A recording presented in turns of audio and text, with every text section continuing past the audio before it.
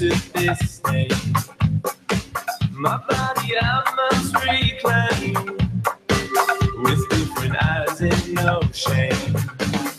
Try to just give me out, don't ask why, but I'm taking this road, it's alright, right? It's what I tell myself, but I don't know, no. So I ran till I couldn't, then I screamed till my voice is gone. I believe what I shouldn't have, but don't know why. These memories are nothing to me, just salt. Look in the mirror and tell me what it is like to be free. How do I grasp reality when I don't have an identity? Can I look to 'cause I'm not like you? And I don't believe in the truth, 'cause all of my life's built on lies. So I ran till I couldn't, and I screamed till my voice is gone. I believe. Good evening, guys. Can you come take your seats? Come take a seat. Thanks.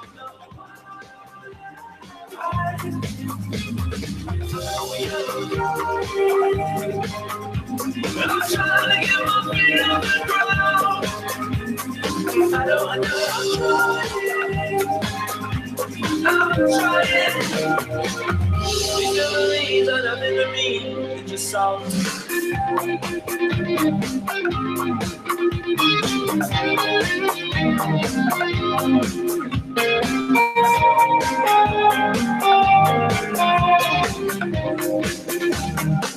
Stuck inside of the wrong frame. Don't feel attached to this name. How do I grasp reality when I don't have an identity? Can I look through 'cause I'm not like you? And I don't believe in the truth, 'cause all of my life's built.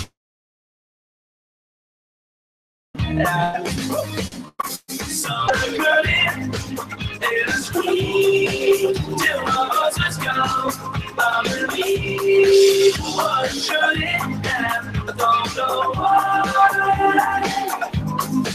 Yeah, I ran till I couldn't, and I screamed till my voice was gone. I believe what I shouldn't have. I'm trying to get my feet up. These memories are nothing to me, just salt in the wound.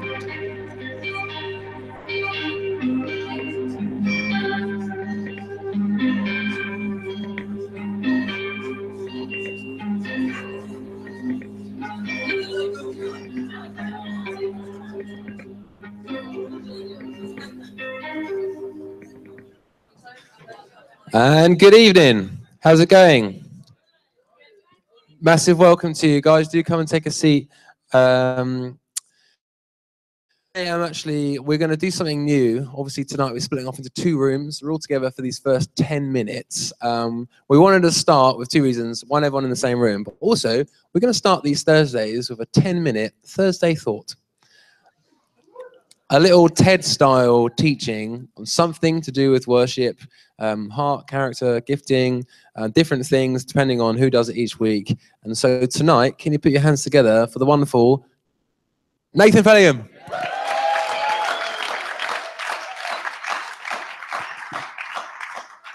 Well, thank you very much. I don't think I've ever seen a TED Talk.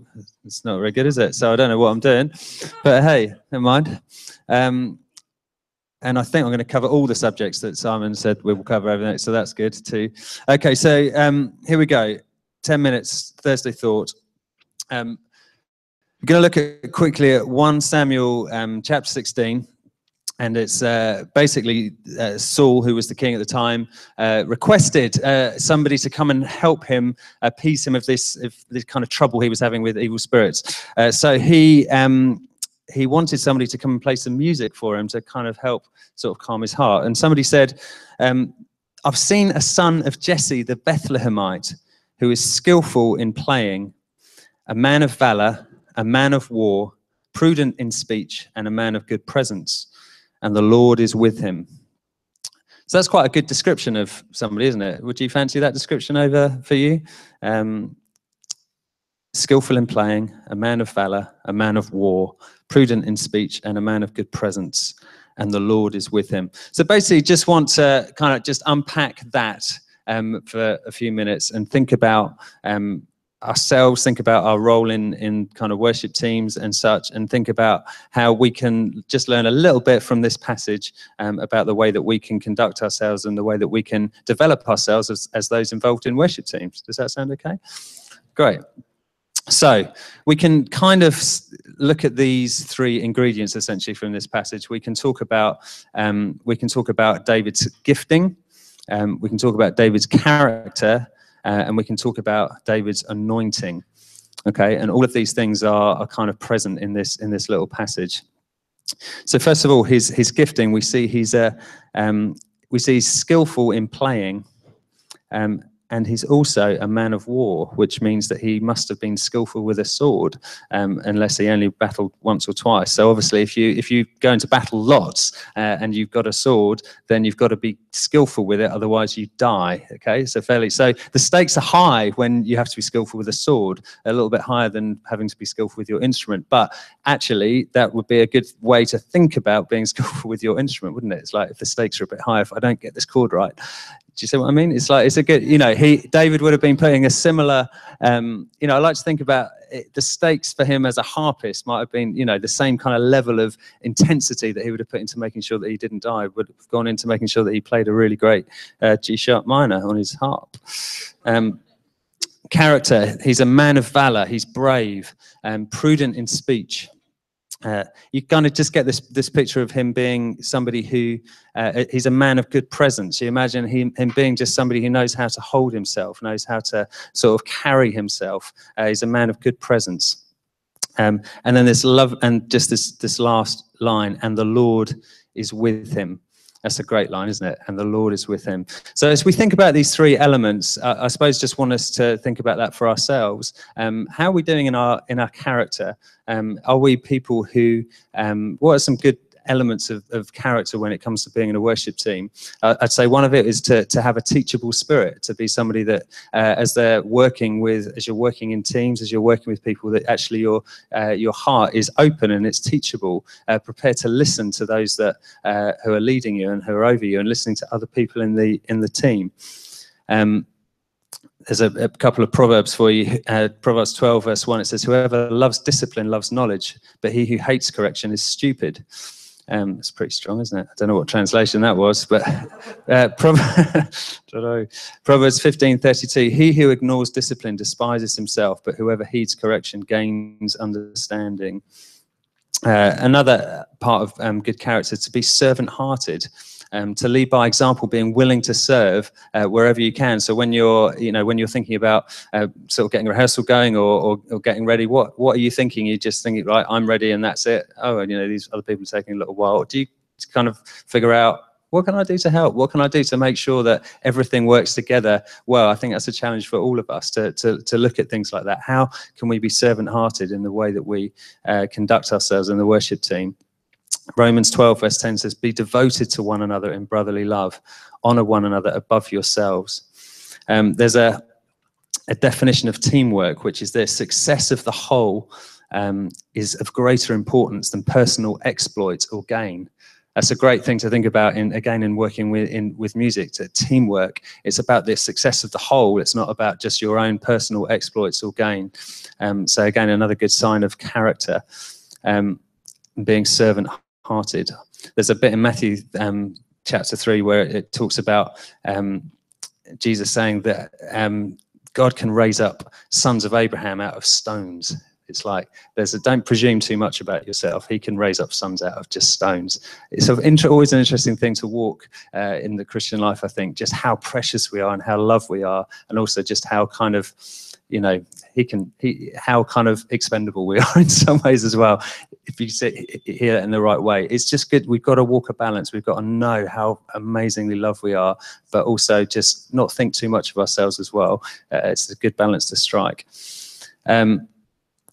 Simon spoke on Sunday about guarding our hearts. Proverbs 4 verse 23, guard your heart because it's the wellspring of life. Okay, let's keep firing through because the 10 minutes is nearly up. Gifting, whatever you do, work at it with all your heart as working for the Lord, not for men. It's the Lord Christ you are serving. Psalm 33 verse 3, it says, sing to him a new song, play skillfully and shout for joy. We have this biblical command to do well with what we do, with our gifting, to be honouring to Him with the way that we use the gifts that He's given us. It's and as I said, we've already seen that with David. He was somebody that was skillful with his instruments. He was skillful with his sword. So let me just encourage you to take that seriously. Sometimes we can have people in worship teams who have a great heart and who are fantastic to have on board, and that's brilliant. And sometimes we can find that there are people that are really gifted at what they do, but actually their character lets them down. We've got to try and sort of figure out how to see, or, just to take honest assessment of where we're at and go, what do you think? Are there areas in my life where I can be where I can develop my character more? Are there areas in my life where I'm really just being a bit lazy? I'm not actually treating the gift that I've got with much respect. I'm just kind of, it will do. My heart's all right, and so my gift will do. Is that a good attitude? Let's think about how we can see both of those things advancing in who we are. And then anointing. I think I'll just leave it as it says it. And the Lord was with him. I think, again, we can find ourselves developing our character, working on our gifts, like being quite good at our instrument or whatever. There's still something, there's that extra something sometimes where you go, and the Lord is with that person. Sometimes you find that, the Lord is with somebody who's really seems a bit rubbish at their instrument, and it might even just be all over the place, even in their character. It's a bit less definable, I think. Have a heart that says, God, I want you to be with us. Is that what you feel when you approach leading worship, when you approach playing? Have you got that hunger in your heart, like Moses said, I don't want to do this without you, without your presence. I don't want to do anything. I don't want to go from here unless I've got your presence with me. It's a great attitude to have as we lead people in worship. Say, God, I want you to be with me. I don't want to just rely on my character. I don't just want to rely on my gifting, but I need you with me. There you go. Thank you.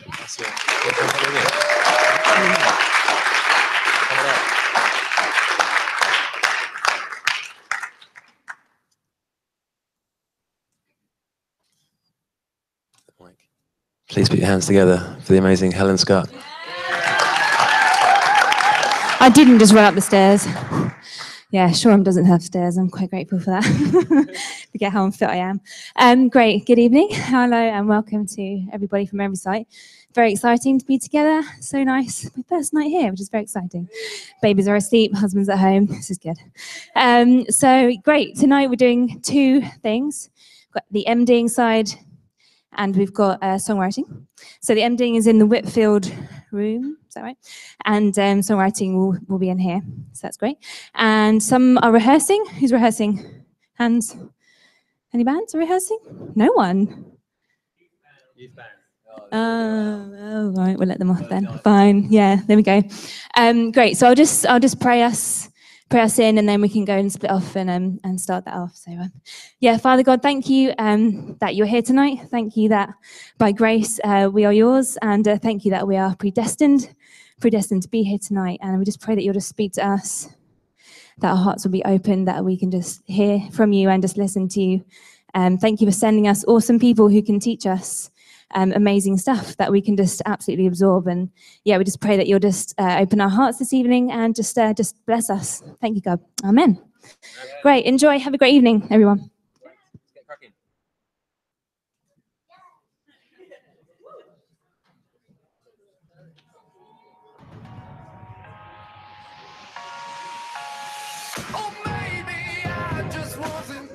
Is it? Hi, really sorry. The other way around. Anna was awake. Songwriting is downstairs in the Whitfield room. MDing is up here. Musical directing is here. Thank you.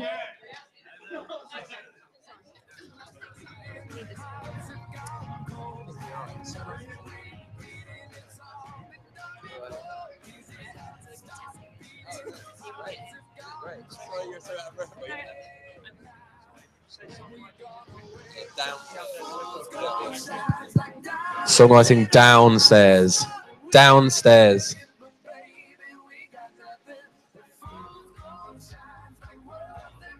think stay here. Is that right?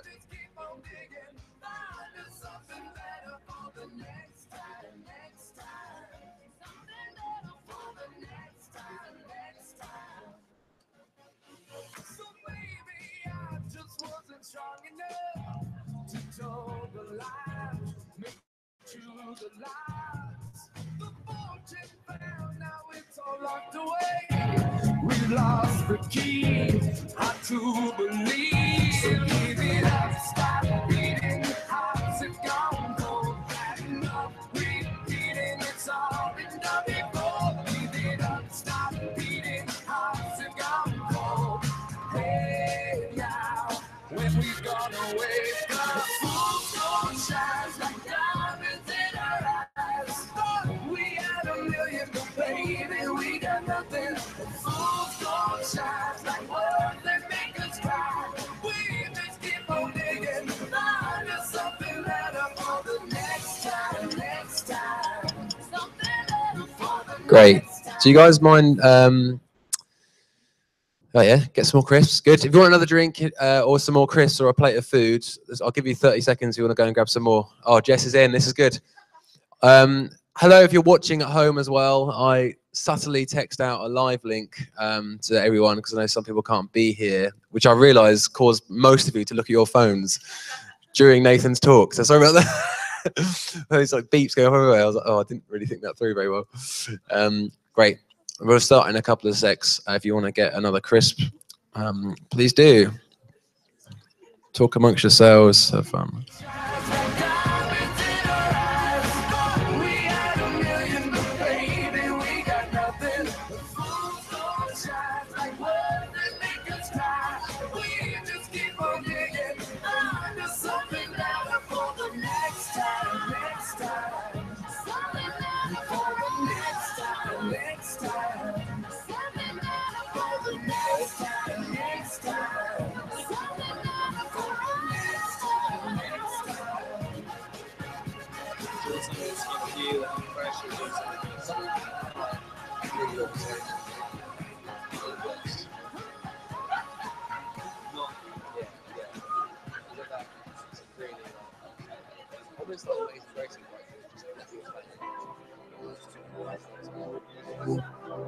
I locked myself in a hotel room,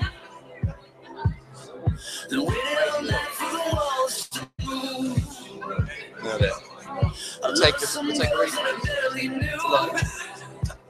All right, we'll make a start. Come sit down. I'll tell you the truth. I have been looking forward to this teaching session for literally over a year. But man, we must gather together guys and girls from across the sites who have got a heart and gifting to musically direct a band. Musically direct. Oh, I've got my Pure in Heart preach from Sunday. That's not the one. This could be a long session. Here we go. Music directing. So important. The musical directing role. So what I'm going to do is going to be a mixture of just me talking for a bit, but also quite practical. So I'm going to talk quite quickly. Please stay engaged, tuned in, get your seatbelts on. I'm going to go a bit of a pace. I think first thing just to say quickly, it's a leadership role. It's a leadership role. All contexts need leaders. Law courts, football teams, marriages, street gangs, bands are just the same. Lots of strong opinions, lots of ideas. There needs somebody to make the call. And in a band situation, you do need somebody just to help lead a rehearsal. Whose decision is it? Everyone's got ideas. I think we should do this. I think we should do this. Quite quickly, it can be quite messy. The role of the musical director is that you're directing. It's your call. You make the you call the shot. You're responsible for it. Doesn't mean other people can't contribute, as any good leader will draw people in, but it is a leadership role. And because of that, the role actually needs to be communicated. It does need communication. If you go into a band and just start MDing and start trying to call shots, and that hasn't been communicated, that's your role, quite quickly you get in a bit of a sticky situation. You're like, well, who are you to tell me what to do?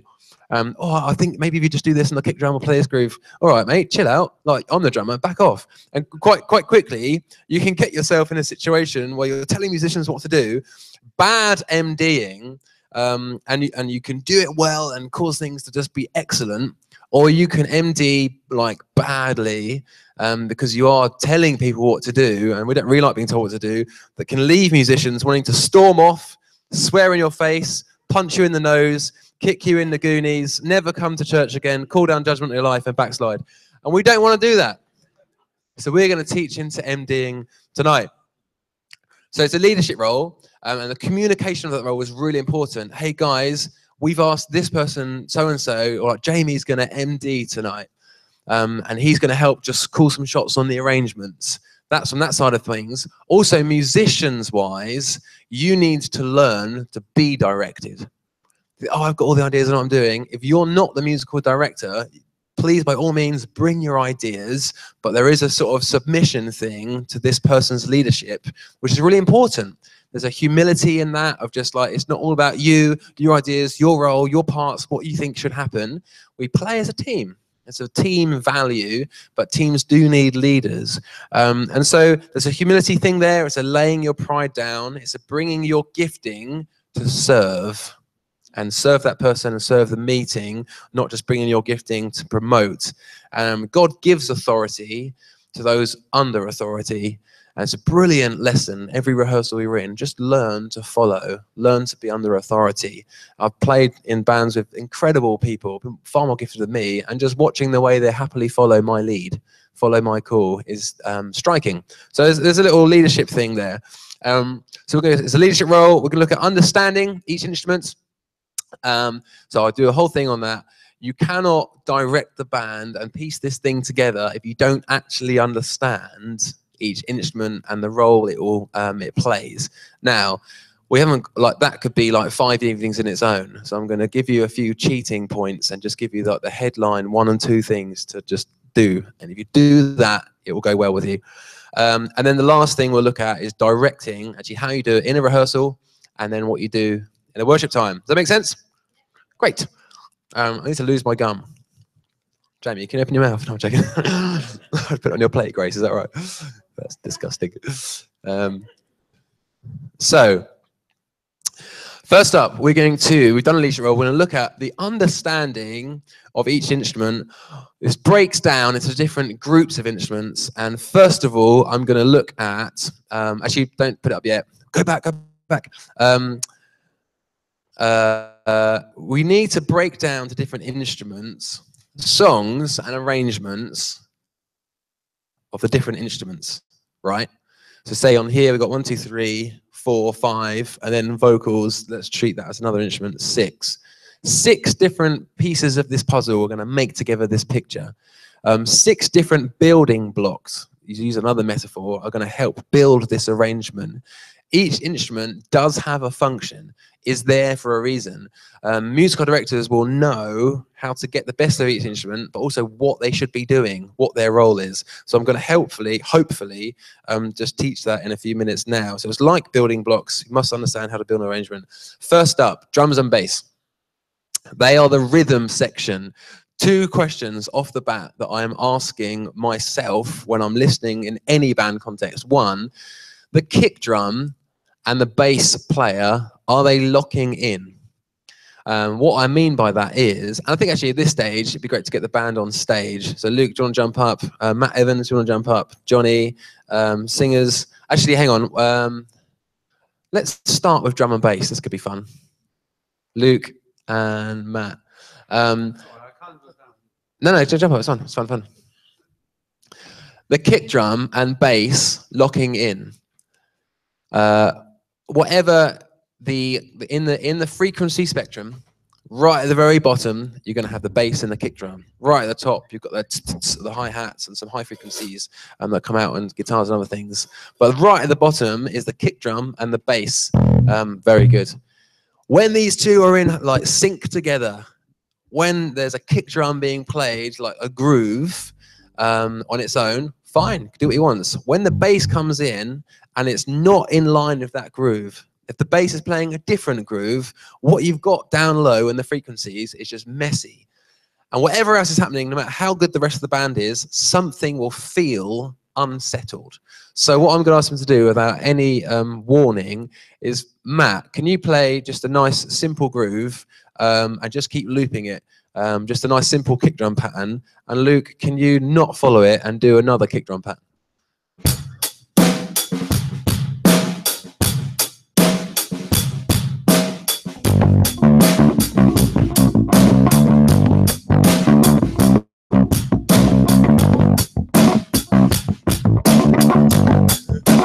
Great. And actually feels quite cool. Luke can't like help but groove out.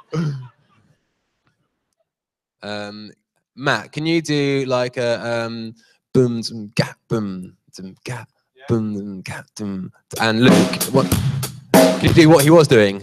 Boom boom boom boom.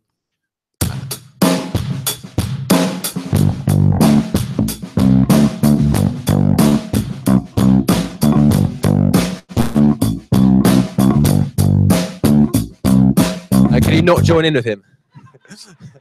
Can you go a bit simpler and purposely try and play when he's not playing? Go again. Yeah.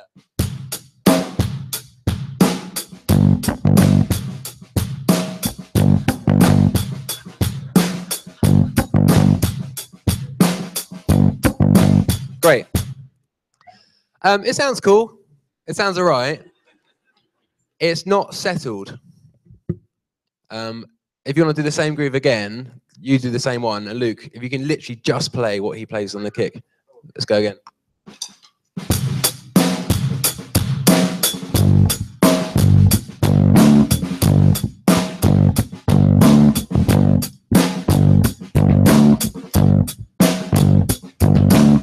Great.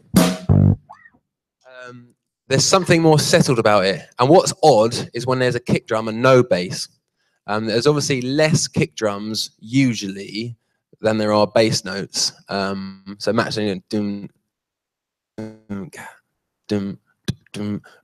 Bass players, I'm looking to see, are they leaning in with that pattern, or are they just doing their own thing, like dancing around? When a bass player sort of dances around, not on the kick drum, the foundation of that whole groove will feel unsettled.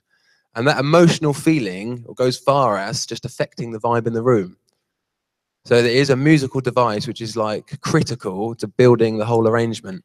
So let's just quickly demonstrate it one more time. Matt, do you want to just change tempo and change groove? And Luke, can you, as best you can, follow his kick drum? Just plugging in his Jedi pedal.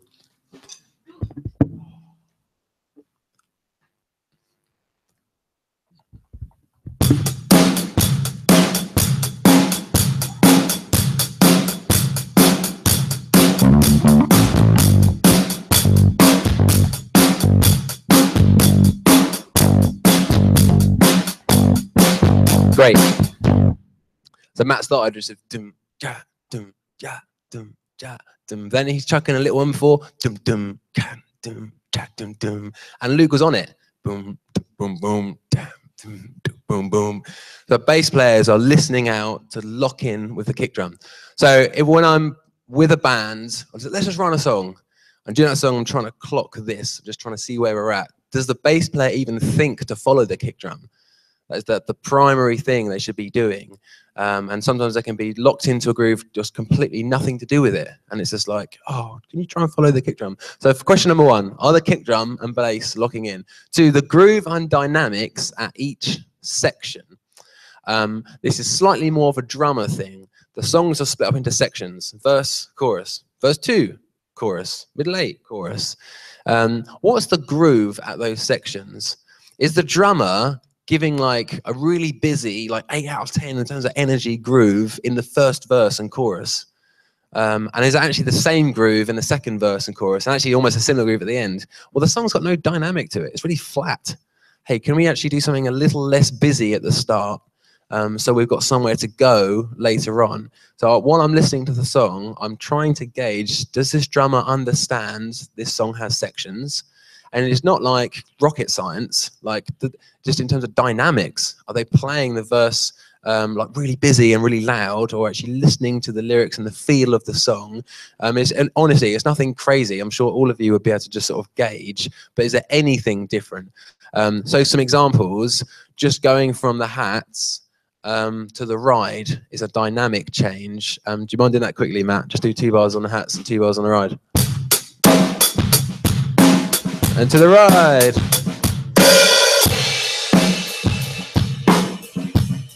Great.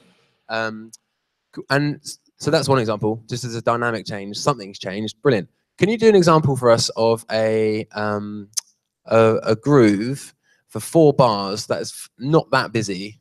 Then do the same tempo, just carry on, maybe chuck in an extra kick or 2, maybe some ghost notes, just to show a dynamic difference. Go for it.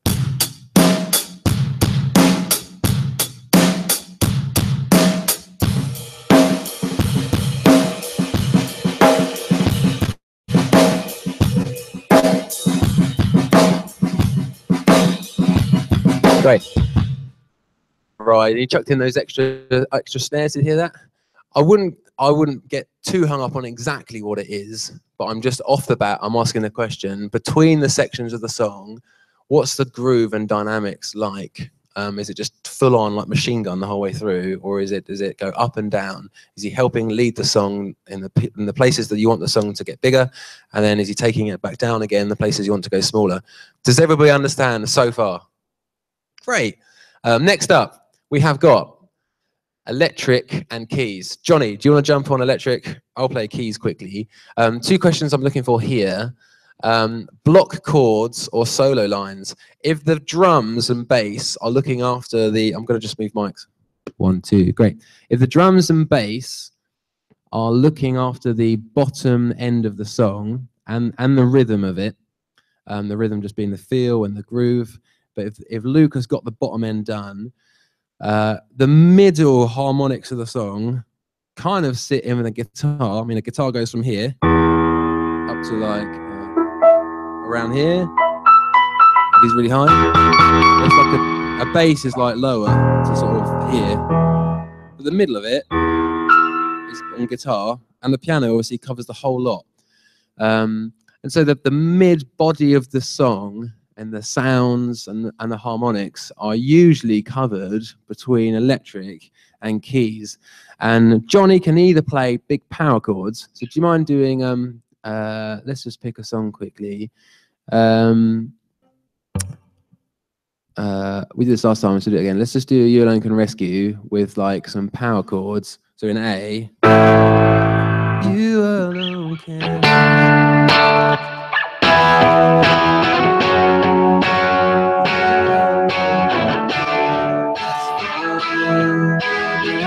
That's great. Or he could play more of a solo line. So if you want to just pick a couple of lines that are just a bit higher. So sing again. You alone can rescue.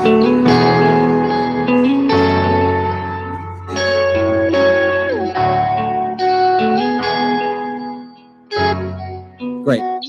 So the options are, is he doing big block chords which fill out the sound? He's got some overdrive on there, it's a beefy sound. Or is he doing like a solo line? And then depending on what that person's doing, the keys kind of need to complement. So if John is going to go for a solo line, where's that big body of the sound going to come from? And if it doesn't come from anyone, like you've got these guys doing their thing, Johnny doing the thing, but it can actually feel quite thin.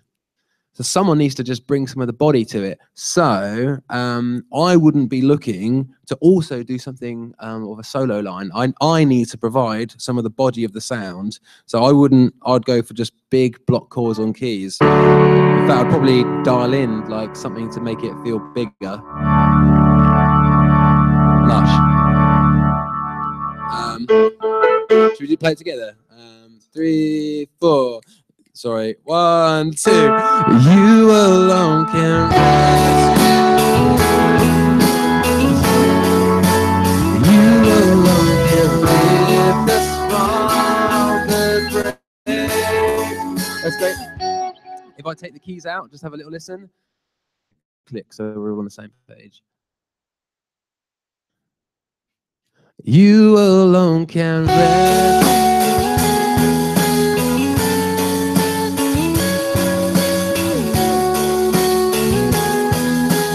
It feels a lot thinner, hey, without this.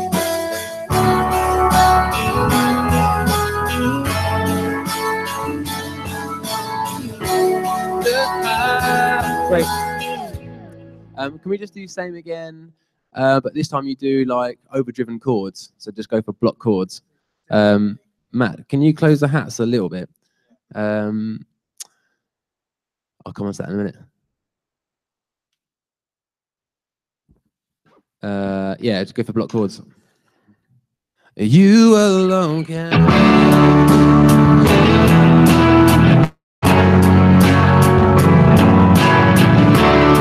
This time we're both doing block chords. It's missing that nice like sparkle. So there's an option here for me. To you alone belongs the highest. And again, you alone. You alone.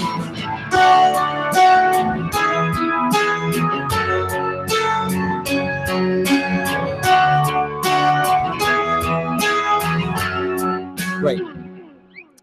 So really simply, I'm looking to see what's going on between these two. Once this is covered, this feels solid. Let's just move up the frequency range. Who's doing what? If they're both just doing block chords, there's room for creativity. There's room for like some beauty in melody somewhere.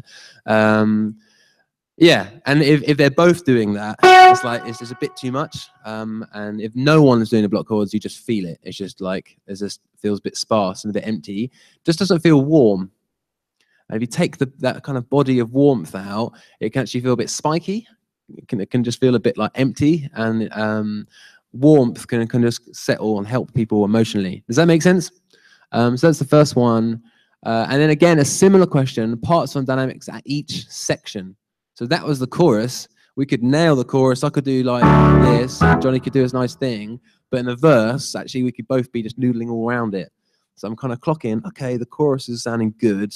The verse, you just guys need to make a decision or figure out what's going to happen. In that song, it could go both ways. It could be, and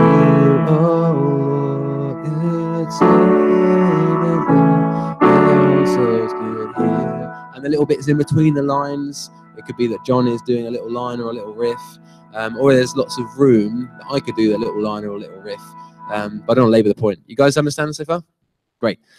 So that is the electric and keys. Real simple stuff, but just nail that. Makes a huge difference. And then next up, we have got vocals. Two vocalists. Do you want to jump up? Great. Welcome. We've got headphones and there's 2 packs on the floor. I'll come out here quickly. John, can I grab this again? Doug, can you come up and get the acoustic? And do you wanna? You can lead. I'll play keys. I'm gonna run a song out with vocals. And I guess I'm looking out for this for other people, but particularly vocals. Are they comfortable? If I sort of am looking at a drummer and sort of say, oh, you're speeding up a bit there, it's like, oh, okay. If you say to a bass player, I'm not sure your guitar's fully in tune, can you just check? Or to Doug, not sure the acoustic's in tune. When you say to a vocalist, I'm not sure your voice is in tune, that's like two months of redemption there. So there's something personally more exposing about singing. It's not saying that like playing other instruments isn't, you know, it's still an extension of you, but asking someone to sing, it is their voice, it's slightly more personal. And one of the things I'm looking for in a rehearsal, even before I'm listening to what they sound like, I'm just trying to read vocalists, and especially if it's someone newer to the team, one of the things I'm looking for is like, are they closed up and like, I don't really want to be here, or are they looking fairly relaxed? If they're really closed up and so we're very, very nervous, the next few things I'm going to say aren't going to be directive about what they should and shouldn't sing. My primary role as a director is to help them just feel comfortable. Hey, that sounds amazing. Great job. Like, speak encouragement into them. Is everything okay? Like, mix-wise, that sounds brilliant. Just keep doing what you're doing. And start bringing correction when people are already really uncomfortable. You don't get like the best out of people. This is one of the points later. People thrive under encouragement, not under criticism. And with all the best intention and best heart, you can start to kind of push and pull the arrangement and ask vocalists to do something. But if they aren't actually in a secure place ready to do that, you're not helping them at all. So just speaking words of encouragement and learn to say that out loud. Sounds brilliant. Great job. Just keep going. No, it sounds great. No comments yet. Like, just do what you do. It's brilliant. And just help people just feel confident, like believe in them. Does that make sense? And then similarly, just like the same as one before, parts and dynamics at each section. What are they actually sort of singing? And at this stage, I'm just clocking it. I'm not even how to speak into it, how to change it. I'm just observing at this stage. Is it like 3-part harmony off from the first chorus? Is it like no one's doing anything for the whole song? Is it like, yeah, just one person singing the whole song and the other one is doing melody and it's sort of clashing with the lead vocal? Could we place that vocal somewhere else? It's more just observation at this stage.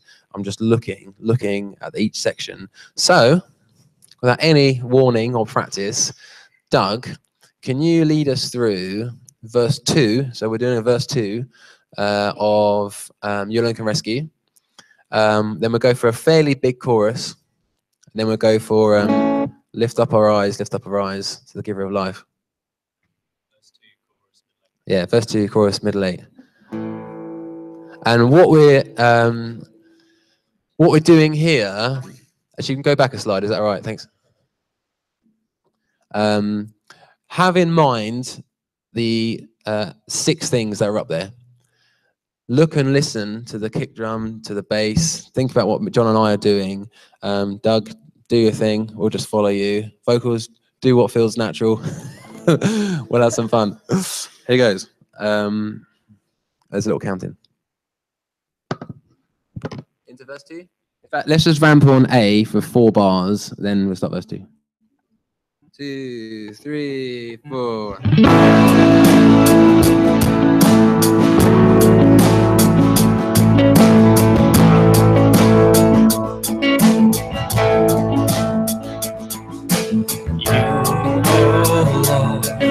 Sing along.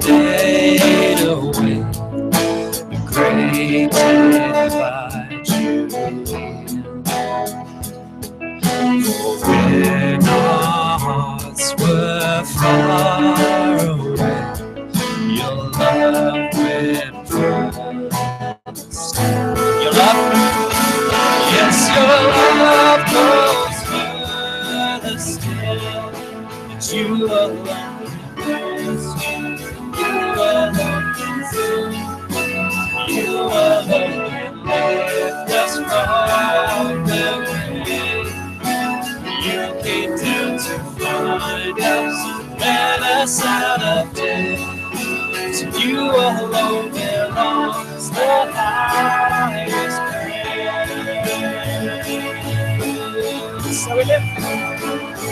So we lift up our eyes, lift up our eyes to the giver of life.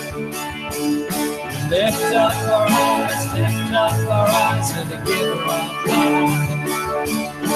Lift up our eyes, lift up our eyes to the giver of life. Repeat this, let's do it again. We lift up our eyes, lift up our eyes to the giver of life. Lift up our eyes, lift up our eyes to the giver of life. Lift up our eyes, lift up our eyes to the giver of life. Lift up our eyes, lift up our eyes to the giver of life. Lift up our eyes, bring it down. Lift up our eyes to the giver. Great job.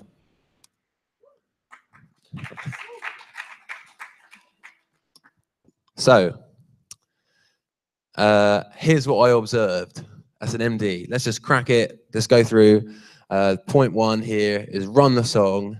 in terms of the actual practical musical directing in a rehearsal, first time round it, just observe everything, just clock it, just see where people are at.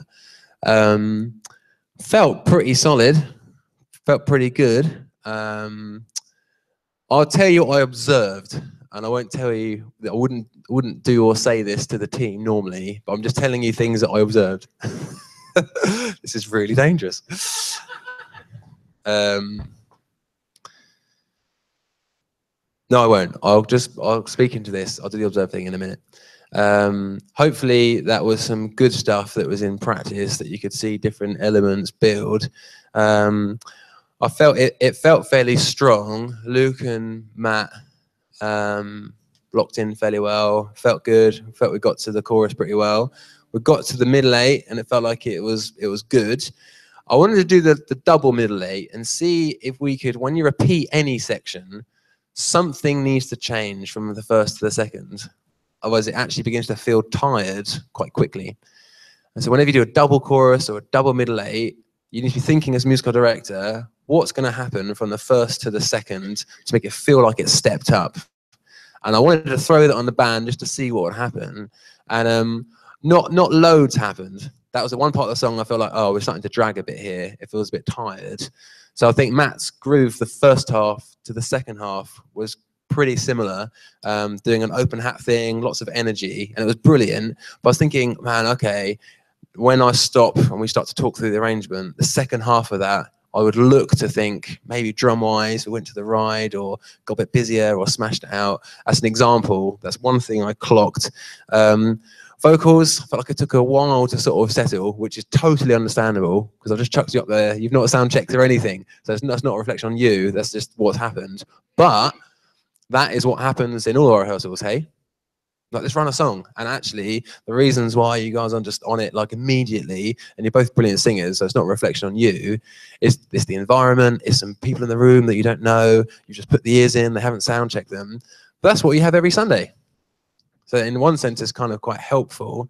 I'm looking at Bridget, bit like not sure what you're doing. So I'm like smiling at her, just like, it's okay, let's have some fun. And then immediately she smiled back. I was like, oh, okay, cool. Just like relax. So I'm just trying to help Bridget just feel at home and feel comfortable. I think when we hit the second, lift up our eyes, I think it did sort of step up a bit vocally. Like I chucked in a harmony a little bit, but energy sort of went up a little bit. So just running the song as an MD, they're all the things I'm thinking about. I'm thinking, what could we do to make this just go a little bit further? And so those 6 things, can you go back a slide? Thanks, man. Really, really simple things. There'd be lots of other things you could say about electric keys, drums and bass. If you get these things down, just as basic things, it will go a long way. So let's get to the actual practical of musical directing. So the next slide, run the song, observe everything. I like to just let them give it a go. Let's just run this. Just press go and just see what comes out. Why is that important? It's like, give the guys a chance. There might be some really good ideas. It might be, actually, it sounds great. If I just wade in and be like, well, here's this bit, and the verse like this, and the pre-chorus like this, and you start singing here, it's almost a bit too much too early. And it's kind of nice to see what happens naturally. In general, what happens naturally is really good and special. I try and work with that. Also, it lets you gauge just where people are at ability-wise. It lets you just see if somebody knows the chords, like, okay, they were really struggling most of the way through that verse, getting the chords wrong. I'm not actually saying anything, I'm just noticing. And you can feel like I'm just looking, okay, the kick drum, that wasn't quite right, clocking that. Guitar, absolutely mega confident. Oh wow, a bit too confident all over this song, just like soloing the whole thing. Okay, I need to clock that, maybe find a part, stick to it, just so we can work around you. But also, it actually lets you gauge people's abilities. If somebody is really struggling to follow the chord chart on a very simple song, just even to change the chord, I'm not thinking, I'm going to give them a complicated part. I'm thinking, I just need to get you to change chord on the right beat, and that'll be enough for you. And as we'll learn in a minute, like, simple and strong is better than complicated and bad. And just somebody just doing the most simple thing, but doing it with 100% and with authority is like a miles better than trying to do something sort of flashy. So if someone is struggling and you're thinking, oh no, it's going to be hard, just get them to do the most simple thing and do it well. It's easy. There's a part for everyone, no matter what their ability is. So running this song, just observe. And I've got a sort of head that can memorize the stuff. And it might be actually, you just need to write some things down. And it might be what you write down. You might write down 8 things. And in a minute, we'll figure out what out of those 8 we're actually going to do. It might be all of them are just too much and too overbearing. But still write them down, figure it out. 2, call out what's already there first. If I just turn around and I think I'd like to just model this now. We're going to run the song Amazing God. And I've not given them any warning that it's that song, and I'm not going to give any direction on arrangement. We're going to run a song, and I want us all to observe stuff. Then in a minute, I'll talk through this, call out what's already there. Johnny, do you know Amazing God? Maybe. Is that a no? Okay, well, this is even more fun. I won't give you a chart. We'll see what happens. Doug, do you know it? Do we get a key? E? I'm going G. G. We're not allowed to communicate, right? So, All right, the G is. Sure, it's high. Get, no, let's go E. Let's I go. have a question. Yeah. Is it possible for us to get each other in our mixes? Yes. Because that would be very helpful. Let's see what Doug says. Oh no, you're the MD man. I submit to you. E. And we can hear what each other is doing. I'm just looking at the ears.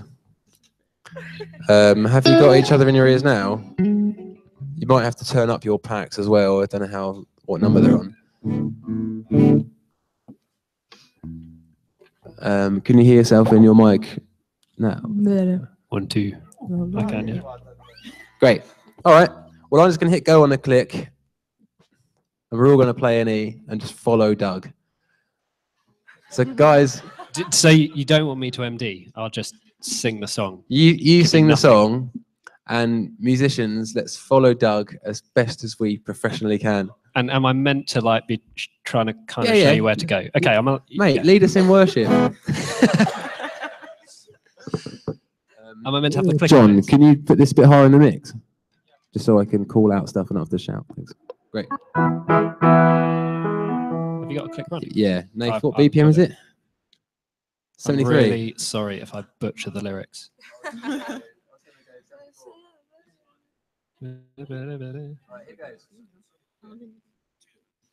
haven't got the click. You haven't got the bad click? start. Full start. Your sigh. Shall I just give you the click? Okay, here goes. We're hitting E and you can catch up. Oh, here we go.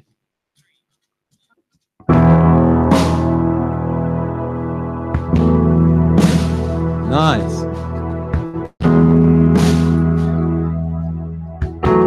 Sing Looking in the Sky. Looking in the sky, nowhere the glory. There it is. Who grabbed the words for this? Amazing God. Gazing into space, how small the human race appears. Seeing you in all your majesty, I wonder how it could be that you delight in me. Lord, you are.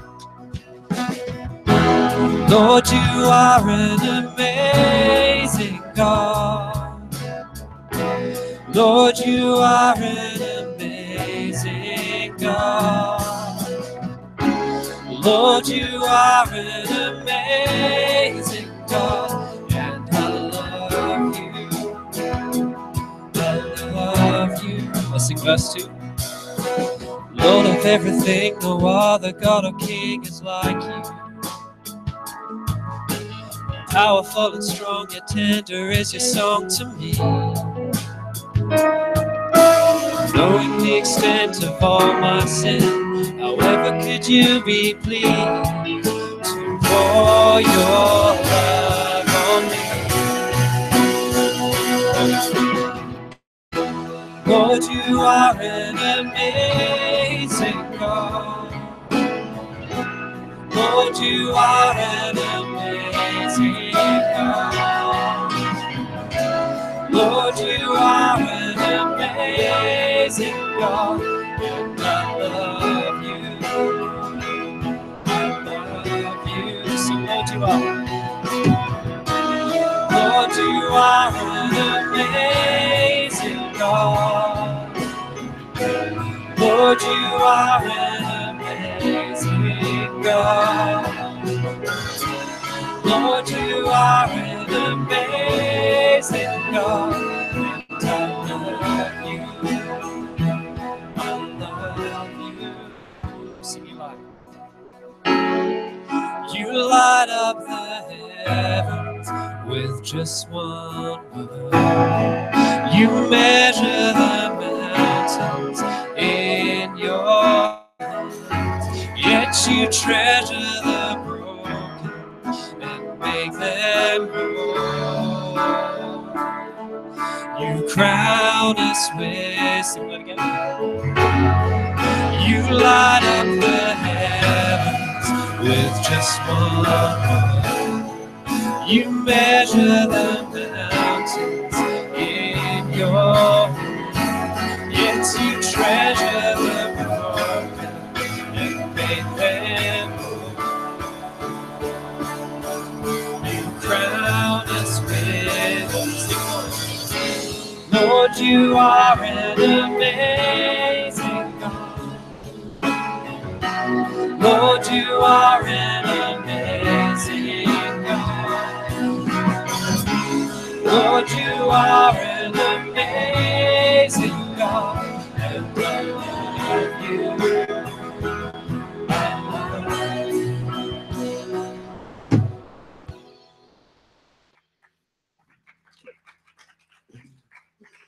Great job. So, positively, can you go back to the thing of the 6 different observations of the instruments? Positively, what did you guys observe in terms of these guys nailing that?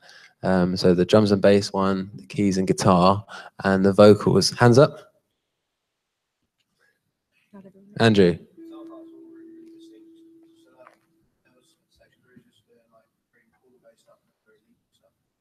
So the guitar parts were distinct. In each section, there was a part. It wasn't just like just noodle around the whole song. There's very distinct parts. Great. As a guitarist, critiquing the guitarist. I like it. Anything else? Go on.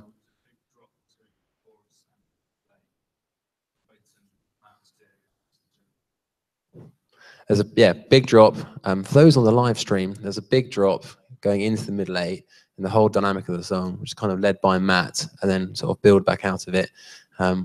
Drops are helpful because they make it build tension again when you go back up. Any other things?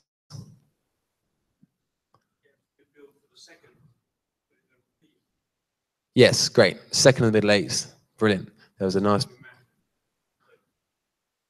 thumbs up in the rhythm section. Any other observations? I was trying to throw you off. We were unthrowable. That's great. That's a good thing. And he led the band in the different sections. Jess.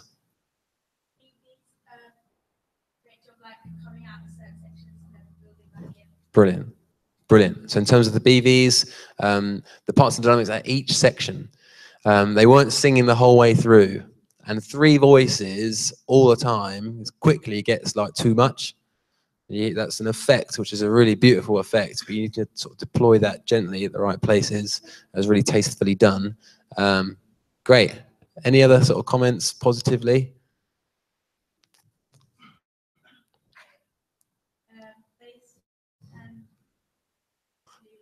Yeah, solid work. Yeah, that was brilliant. I think in asking like half the, there wasn't actually loads that was that bad about it. So things I clocked, if I was thinking, let's lead this song on a Sunday, we just run rehearsal, let's just give it a go. You know, the first point, run the song, observe things. I'm thinking, brilliant. There's a real good understanding. This feels really solid. Nothing really too much to sort of speak into. It all felt really good. There wasn't loads of stuff. I'm partly thinking about the story the song is telling, where you really want it to just be big and who's going to do that. I think all across the board, pretty much most of those 6 things were in place. And I think we could do that exact same arrangement on a Sunday morning, and it'd be a really compelling arrangement that would help people worship. Agree? Great. That's not always the case when you first run a song. It could be a disaster. So that was a really good effort. Good job, everyone. They just jumped straight into it. Should we say well done?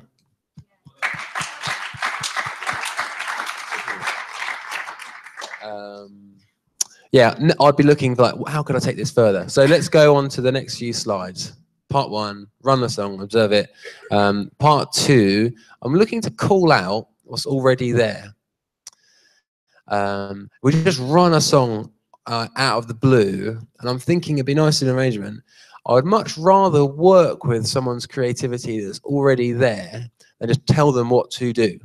Part of the role of an MD is you want it to draw people out. We believe, like, we want people to be coming up with their own parts if they can. If you're just prescribing everything, sometimes you have to do that, which I can talk about in a sec. But it's nice to try and draw out what you can see. So I'm thinking vocally, it felt really strong, really secure. I'm thinking, oh, that final chorus be something a bit more like magical, or something else that was in there. I'm gonna like try and call out what's already going on. So I'm not gonna say to the vocalist, forget that in the last chorus, do this instead. I'm going to use the language of what you're doing was amazing. How about in the last chorus, you just go that extra few percent, maybe even go up a bit higher just to help like lift it.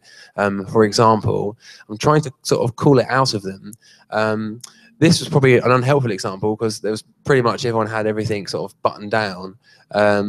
Times when you're just arranging something and actually everything's a bit messy and everything's a bit nuts. I want to just not tell the drummer what to do. If there was a groove that he did that was well, I would rather say, hey, what you were doing in that verse 2 was brilliant. Why don't we use that groove to kind of base the song around?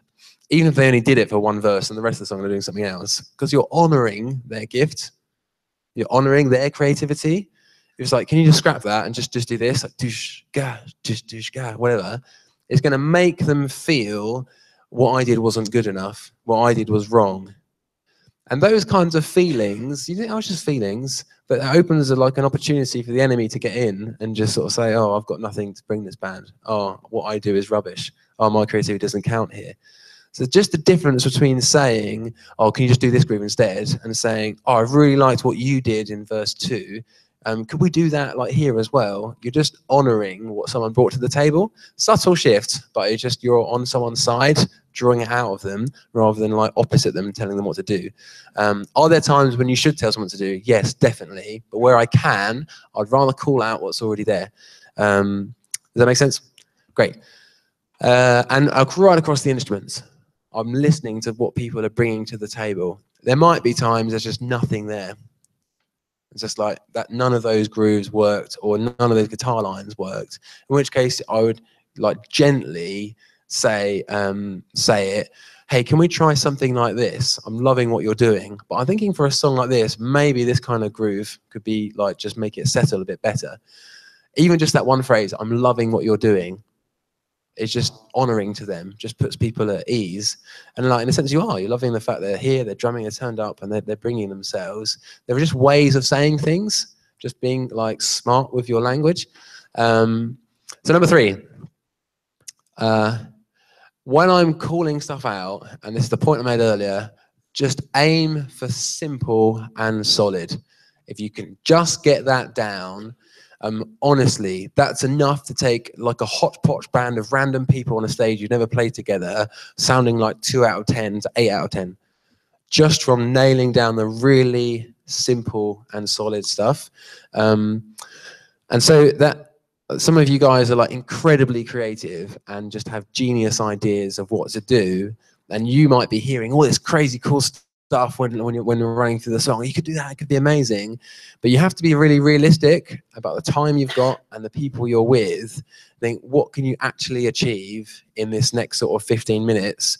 Well, look, we need to at least get the basics done before I can even think about that. And in the time that you have to start with the basics. If you can't get there, if you can't get it just settled and feeling reasonably solid, don't try and do some like crazy chord here and you just do this and we're chucking a few jabs and a break if the rest of the song is sounding messy. If you can get that solid, simple thing and you've got time, great, go those extra few notches further. Hey, we should do a little break here, or hey, after the big build, why don't you just drop for a bar? But if you've got extra time, some of those are more the cherry on the cake things. You have to kind of make the cake first, if that makes sense, before you get too worried about the icing. Any questions on this stuff so far? I'm sure there's nothing here I'm saying that isn't like really obvious, but I think these are really important axioms to work with when emptying a band. That was one for the Maths Geeks. Yeah, so in that sense, Simple and Solid, it's not actually about the ability of the people, it's just about their parts they're playing. Patrick Harricks, who runs the New England Arts Orchestra, helps us do stuff here at Christmas and other stuff. One of the amazing things about his community orchestra is he involves anybody of any ability. If you're grade 1, come along. If you're grade 8, come along. And once he's figured out someone's ability, he will write the part to suit the person. So when they all come together, they can just nail a grade 1 part. They can do that. It's mostly just, you know, minims and crotchets. It's nothing complicated. And the picture comes together and it's fine. It's brilliant. Sounds great. And it's not about the actual players. It's more about choosing the right parts. So I can gauge that one of the players in the team is struggling. It's okay. It's okay. Everyone's different levels. It's not like, oh, great, why have I got them in the band this week? There's a good challenge here. How can I get the best out of them? How can I just help them just do something just simple and basic? And not just sort of patronize it as a simple and basic role, like, you know, you've got the early learning role. Or can you just do that? Is that okay? Yeah, great. And then hopefully we'll actually make this thing sound all right without you ruining it. Like, don't say things like that. Not that anyone would. But there's a way of like, look, that what you're doing isn't working. Can you just be simple? Just do that. That kind of tone, that kind of language can quite quickly cause people to close up. Find ways of communicating the simple.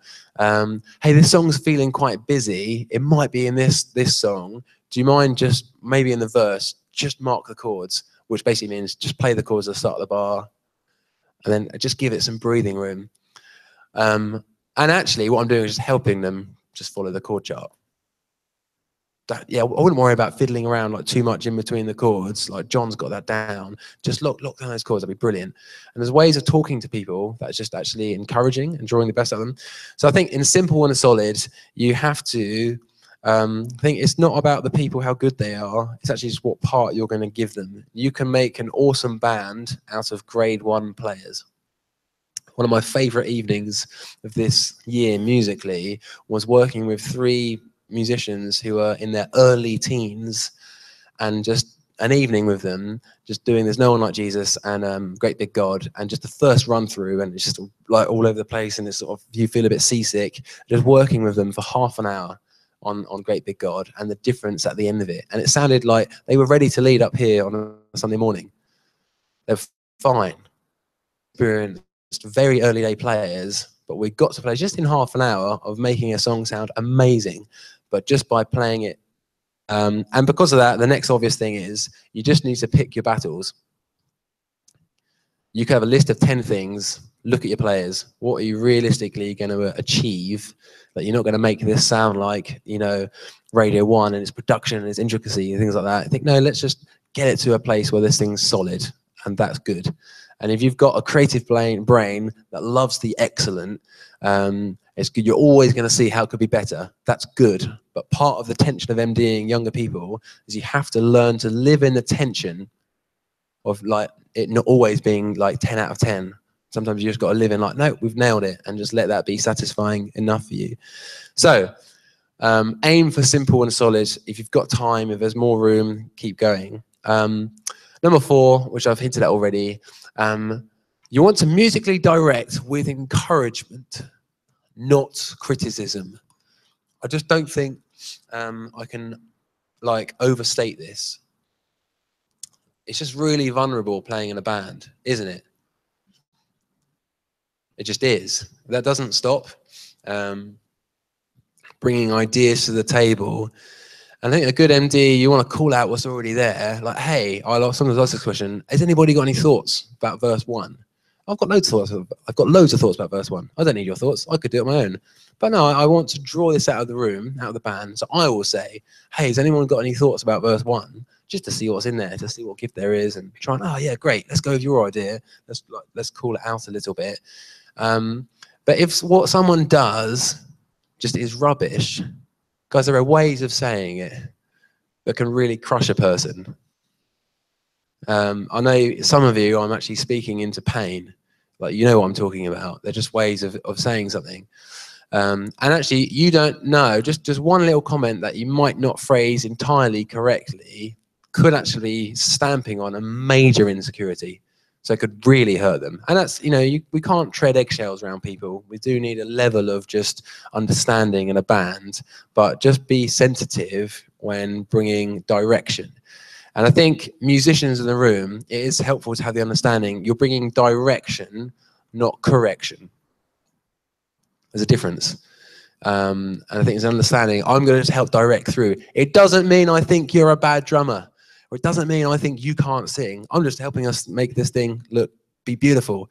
I'm thinking at a level that, you know, wider and broad about the whole song. That's part of the leadership role, and part of when you're introducing somebody to musically direct. This person's role, they're looking at the whole picture. So we want them they're going to hear things that you might not hear. And I've actually asked them, I really see something in them. We've asked them just to musically direct through this song. So listen to them. If they tell you to do something, it's not like, oh, you're rubbish and they're much better. It's not, none of that. Just let's listen, just see what they've got in their heads. Let's just have an experiment here and just give it, and it makes it like, takes the pressure off a little bit in that sense, but it kind of holds up the person and helps people be humble. But once you're in that position, don't abuse it. You can quite easily cause people to close up. So I'm sort of labouring the point, but it's just important to hear. There's ways of saying to a vocalist, there's a way of saying to a vocalist, give us a better harmony. You just don't say that. Okay, have you got a better harmony? What does that say? What I've done is rubbish. There's just ways of saying it, and you can think it. Great, think it. Think then, how are you going to just give grace? And it says in Ephesians 4, towards the end of it, around 20, around there, it says there should be no corrupt talk among you. You should speak, giving grace to those who hear. In directing what someone's doing, you need to somehow still administer grace to them. If you can tell someone to do something differently and leave them feeling better about themselves afterwards, that's a huge win. And that is the way that God deals with us. Amen? So encourage. Like, do you encourage your musicians? Hey man, that sounds great. Oh, loving what you're doing there. Like, love the energy. And what we can do is just focus on the things they're doing wrong, which might be 3 things, which are major elephants, that's awful. But actually, they're doing 7 things brilliantly. If you're only focusing on that, you just turn into a critic. We need to cheer on the things they're doing right. So Matt Evans, verse 2 of Amazing God, knowing the extent of all my sin, how could you be pleased to pour your love on me? And is that verse 2? Verse 1? Yeah, knowing the extent of all my sin, however could you be pleased? And on the line, Matt just dug in. He just took it up a notch. Did you catch that? When we did that in the verse 2, we just sung through it quite plainly, but Doug didn't like look at him. I didn't do anything. Just out of nowhere, he was like, no, we're going to take this up a notch, and just dynamically started to dig in. Brilliant. Excellent, excellent drumming, feeling the lyrics. You know this song anyway, don't you? Great. So that might have come from a previous time of playing the song, but it really helped lift it. No one directed it. He did it himself. Well done. Look out for what people do and call it out of people. And you create a good positive vibe in your rehearsals. I don't know what the vibe is in your rehearsals at the moment. I don't know if encouragement is awkward. People thrive under encouragement, not criticism. I think for an MD, you kind of want to be a fountain of just encouragement, that people get near to you, they feel built up in their instrument. And then when you speak into what they're doing, people just know that you're on their side, not like there's this weird issue and like, what am I doing? Why is it so wrong? So yeah, I'm laboring the point on purpose just because it's so like important. Yeah. Anything else to say on this? I think when you want to, if you've got a lot of time to do an arrangement, I'll get to time in a minute, lots of people could bring their ideas. I think as best as you can, just try and just keep reading people emotionally. Sometimes we have all-day rehearsals, and just the way it's worked out in the first 3 hours in the morning, it might be that one person's piped up quite a few ideas, actually someone else has piped up ideas, and we've gone with them, maybe like 4 out of 5, and this person, most of their ideas just haven't got through. I would clock that and just I wonder how they're doing. So if I'm walking to Sainsbury's and we're getting lunch together, I'll just, how are you doing this morning? Well done for what you're bringing. I just loved your ideas, love what you're saying. Thanks so much for being part of this team. And then it's not like they said I'm really struggling. They might not be, but I'm just sort of noticing, and I just know how I work. When you put yourself out vulnerably and then it's sort of shut down again, you start to, you know, think things. Yeah, so just having some emotional intelligence around your band is key to get the best out of people and to see them fly. I could keep making this point all night, but I think if we made it enough. Words have power, so I am going to keep making it. I just feel like I need to. If you guys are going to start MDing bands, you're like setting culture, leader. Make it a culture of encouragement and affirmation. Yeah, like words can go in. Somebody said to me in this process of arranging something, I suggested a riff for a song. It's a song we actually never did in the end. It's a few years back at New Day. I suggested a riff, and someone said to me, "Nah, I don't think we should do it. We should go for this one instead." I was like, "Oh, I don't know. That was the riff that kind of triggered the song. I really feel like it." He's like, I was like, "Why not?" He said, "Sort of sounds like, I don't know, a riff that you'd play if you're in like a 15-year-old band."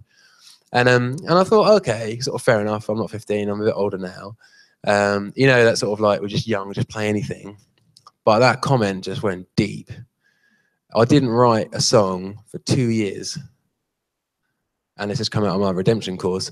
And I triggered like, where'd that come from? It just came from that comment. And it's not actually that person, it's not even that bad of a comment. It's actually more about something happened when I was 15 around my music in my life. So it hit a real nerve, but it just caused me to shut down. But there probably could have been a better way of saying it off the bat when that person did say that comment. So I'm just sort of saying, words have power. You don't know what you're speaking into. Let's try hard to be those that bring life to people in the way we're drawing it out of them. Agreed? Good. Finally, number 5 is something to do about time. Be aware of time. This is a huge deal. The reason is, if you have got a rehearsal, or maybe even you haven't able to rehearse that week, and you're just leading that Sunday, like, I mean, some of you guys have double services. You only have like 45 minutes to run possibly 5 songs. So already you've only got 9 minutes per song. Is that right? Yeah. You've got 9 minutes. So you just need to be aware, no matter how much creativity and ideas you've got, you don't have lots of time. So in that 9 minutes, I would like, let's just quickly run this. I'll run the intro, verse, and chorus and just gauge where we're at. It might be it's feeling great. Okay, let's keep going. It might be like there's some disaster moments and it's not settling at all. I'm thinking, gosh, there's quite a few things here I'm observing. I'd stop the click. Okay, that's great, guys. Just a few quick thoughts. You know, I'm loving what you're doing here. Can we just do this? Can we just try that? And I'm thinking, gosh, we've only got another 5 minutes left on this song. I need to just help be aware of it. And like, what are the main things that are just going to help this song just get up to, you know, at least 8 out of 10? You can't do everything. And so you might think, oh, that's okay. Well, what if you just spent 20 minutes on that song and then a little bit of time on the other ones? Like, that's fine. You can do that. If you know that the other ones you feel really, really familiar with, you barely need to rehearse them. Let's spend more time on this. That's great. Sometimes you can spend a long time with that song and then get towards the end and then actually think, oh no, actually what we did this, oh we did this, and you can still even start putting cherry on the cake and get it amazing. It's like, are you aware that we've still got 3 songs we haven't rehearsed and we've only got 15 minutes? And you need to be aware of that, even with your band members, because it could be you're getting towards the end of a song and the band member's like, hey, why don't we just do this halftime thing here and do this break, whatever. And you're thinking that's great, but we all know that's going to require lots of practice now. Or, oh, what about this for the turnarounds? Can we do this riff and you do these chords? And it's like, that would have been amazing, but we needed to have done that 20 minutes ago. We're out of time. Like in your head, this is what you're thinking, like, we can't do that. You need to be good guardians of the kind of gate. You need to be good gatekeepers around just how much time you're allotting to each song. And that might mean you have to close down ideas, but do it with grace. That's a brilliant idea. We're out of time for this one. Next time we do this song, we should remember that. That sounds great, but we've just got to move on. We've got 3 more songs. We've only got 15 minutes. Normally people are like, oh yeah, gosh, we better rehearse. So it's not usually an issue. But I'm saying this because I'm often observing this, watching bands. Half an hour on one song, and I'm sitting there thinking, not rehearse the other 4, and people are going to walk into this building in 10 minutes. So yeah, great, you've got this song down. But actually what that means later on is 5 out of our half an hour, 5 minutes out of a half an hour are going to sound amazing. The other 25 minutes could be a potential train wreck and everyone's sort of treading water and the band doesn't feel settled. So it's not a good strategic use of time. So again, really, really simple point. Just figure out how many songs you got to do, how much time, do the maths. Just have that as an MD, your responsibility to keep this thing moving, which means at points you're going to have to be comfortable enough to step in and move the thing on. So it is a leadership role, but do the basic maths, keep encouraging people. And I think with that, you're there to serve the worship leader. Some of you guys lead worship and you might be able to do this and lead worship at the same, so you're the one leading the congregation and the band. Some of you are not doing that. You might be on the keys helping just facilitate the band side of things so the leader can just think about that. Your MDing has got to serve the worship leader. If there's your role as a leadership role is actually there to serve them. There's another kind of just order of sort of leadership thing you just need to get right. If you're like, no, I really want to do this as a turnaround, I think it sounds cool. And the worship leader is like, I just don't like that. It just doesn't settle well with me. It's making me not enjoy this song and distracting me. You've got to hear that. They are there to lead people to engage with God. And if they're struggling to do that themselves, you're not succeeding in your role as an MD. So I just got to state that really clearly. If there's a dispute between a worship leader and an MD in a rehearsal, MD, quickly back down. Try and figure out what it is. And if you're thinking, no, I think you got to just listen to them and do what you can musically to support them. If you think their idea is utterly rubbish, and thinking, this is awkward, you're leading worship, what you're doing, I think is really awful. You've asked me to music direct this thing. You can still, in the same way you would with the rest of the band, you can say, here's a thought. I'm loving this. Could we maybe try this in the same way, use your language and just sort of have the conversation. Even this phrase is helpful. How tied to you are you just with that idea? Or are you open to trying another turnaround? It's not like, I think that's rubbish, I think we should do something else. You're kind of putting the ball in their court. How tied to you are you that? Are you open to another idea? They probably say, yeah, I'm open to something, but I think there's just ways of saying things that aren't like, this is awful, that leave people feel built up. Does that make sense? Yeah. So look, I'll just quickly finish with how to actually, any questions on those 5 things so far? This is like how to musically direct in a rehearsal environment. These are the things I do. And just to say, once I've got to number 4, depending on the time, I'd go back up to number 1 in one sense, just run the song again. That sounds great. Okay, it's all good. Oh, no, there's one more thing. Or might be another thought. Or, yeah, we've still got 10 minutes. Sometimes we spend in an evening, we might spend an hour on a song. The whole hour is brilliant. You run the song the first 5 minutes, do your first round of night stuff, run the song again. Okay, that's great. I think now we've got the basics done. Now, what can we do to make this sound like gig level standard? Just some clever, cool musical devices. That's amazing. But you don't always have that. So that is accelerating in the rehearsal environment. Before I move on, any questions? Josh.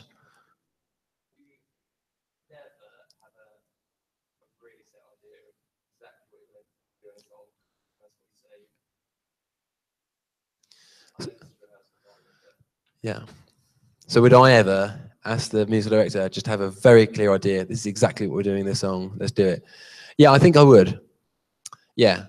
So when I'm saying call out what's already there, I guess that's saying when it's a blank sheet, and I don't have an arrangement, I've got the chord chart, but how that sounds, I like to see what the room comes up with. I like to draw out creativity.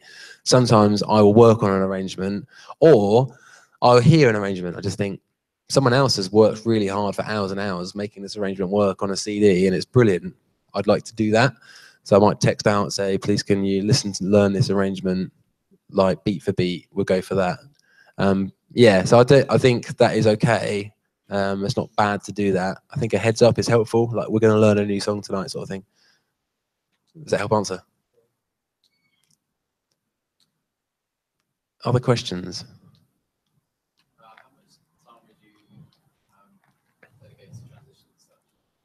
Yeah, great. I think intros, outros, and parts is what I'm looking for in a rehearsal. So I'll run a song. Sometimes, depending on the band, I don't even run. I might just run a verse and a chorus, and yeah, that feels great. Like I know the trajectory of this song. It'd be fine. I will plan my transitions more before I actually get to the rehearsal. So as a worship leader, I'm thinking that one's in G and the next one's in G. That'd be fine. I'm sort of singing through. You alone the highest friends. Yeah, that'll go into I worship you here. So I'll kind of have a bit of a game plan in my head. So when we actually get to the song, we're like, guys, the way I'd like to end this is like this, and then just execute it. Like, and we just hold the bass note there, and then on the count in, we do this. I've already got that plan in my head before I arrive. If that makes sense. Sometimes with a start, I don't know the intro, and I don't know the intro until we actually do the song. And it's like this song. So, How Deep the Father's Love. Every time I've had that song in the last 2 years, I've done a different arrangement, just depending on who the band is. We just do something different, a different riff, different turnaround. There's lots of options of it, and with most hymns there are. And so intro, I'll just see what comes out. Well, let's just run the song first, and it might be after a while, someone's on the drums, just finds a nice groove. Oh, we should start with that. Let's start with that drum groove, or it might be something that comes on guitar. So there are times when I won't think of an intro, just see what comes out of the arrangement, and if something tasty's there, oh, we should start with that. That'd be a great intro. Do you rehearse, like, worship is going to say something to the song? Would you rehearse that? Rehearse what chords you have underneath it? Yeah, if there's a musical like thing I want to go for in terms of worship, I want to say something. It depends what's going to happen on the back of it. If it's just we're just going to go back to a normal chorus, I'll just say yeah, I would rehearse the protocol. Let's go to the keys and drums. You stick on the hats.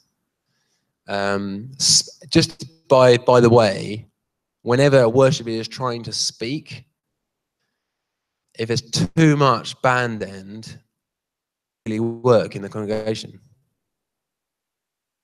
You think, oh, you should mix it better. That you're asking a lot of the mixing person. It might not be somebody who thinks like that, who's been trained that well. If you want to stop singing and want to interrupt the singing time with something you've got to say, then actually just give your words some space. And for me, I really don't like competing with a drum kit. So earlier when Matt was doing open hats, I thought, do you mind just going closed hats? It's because when I'm sort of calling out what we're doing in the middle of the song, I'm sort of fighting the kit a little bit. Matt was doing nothing wrong. Open hats was perfect for that. But I was like, just for this environment. So in answer to your question, yeah, I would. I'd say, I think at the end of this chorus, they would just drop down, just go to keys, but it'd be nice if we just kind of keep the hats going a little bit, kind of quietly, and I'd rehearse that. Sometimes the exit on the other side of the Bible verse or the psalm, whatever I'm going to reading, I actually want to go for something like special, like rousing. We'll rehearse that. So on the end of I Believe, we did this thing last year where we did your praise will ever be on my lips, like on the end of I Believe. Oh, No, the ground gives way. Your praise will. And I wanted to drop it down. I wanted to talk about how that little riff is written from Psalm 34. I will bless the Lord. His praise will continually be on my mouth, which I'm guessing is probably where they got it from. And saying how praising God is always a choice. It wasn't like we're continually in a good place. I'm sure we're in bad places, but we praise. We draw a line in the sand. I'm going to praise. Those kinds of phrases evoke something in people. I wanted to meet it immediately musically. So there's an invitation tonight. Let's draw a line in the sand. Whatever you're in, let's stand and choose to praise him. It's sort of rousing language. I wanted to meet it musically. So I'd rehearse that on the click. 2, 3, 4. Your praise. And the band would go straight to the toms and just immediately build it. If we didn't rehearse that, and it'd be a rousing moment, and then we had like an awkward 8 bars of sort of trying to do it, or I'm singing your praise will, but the drummer's just miles away, he's another 16 bars away from being anywhere, it loses a moment. And sometimes they're just moments you've got to grab, and you need to rehearse those. So yeah, it depends what you got in mind. Long answer.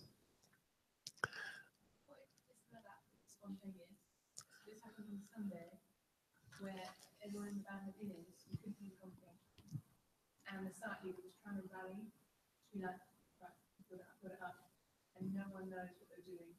Because we just entered a song about to try and go to another. How do you musically direct that so that you are rallying congregation and with the band about how to put that up?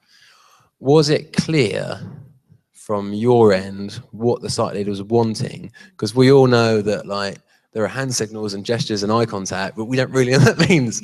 I've had this before. What does that mean? Yeah. 1 minute, one more song, one moment. Like, I don't know. I just like, I think it was one more. I think he was saying one more song. And I just read it as 1 minute, just wait there. So I just stopped. This is at a conference. Yeah, so that was bad.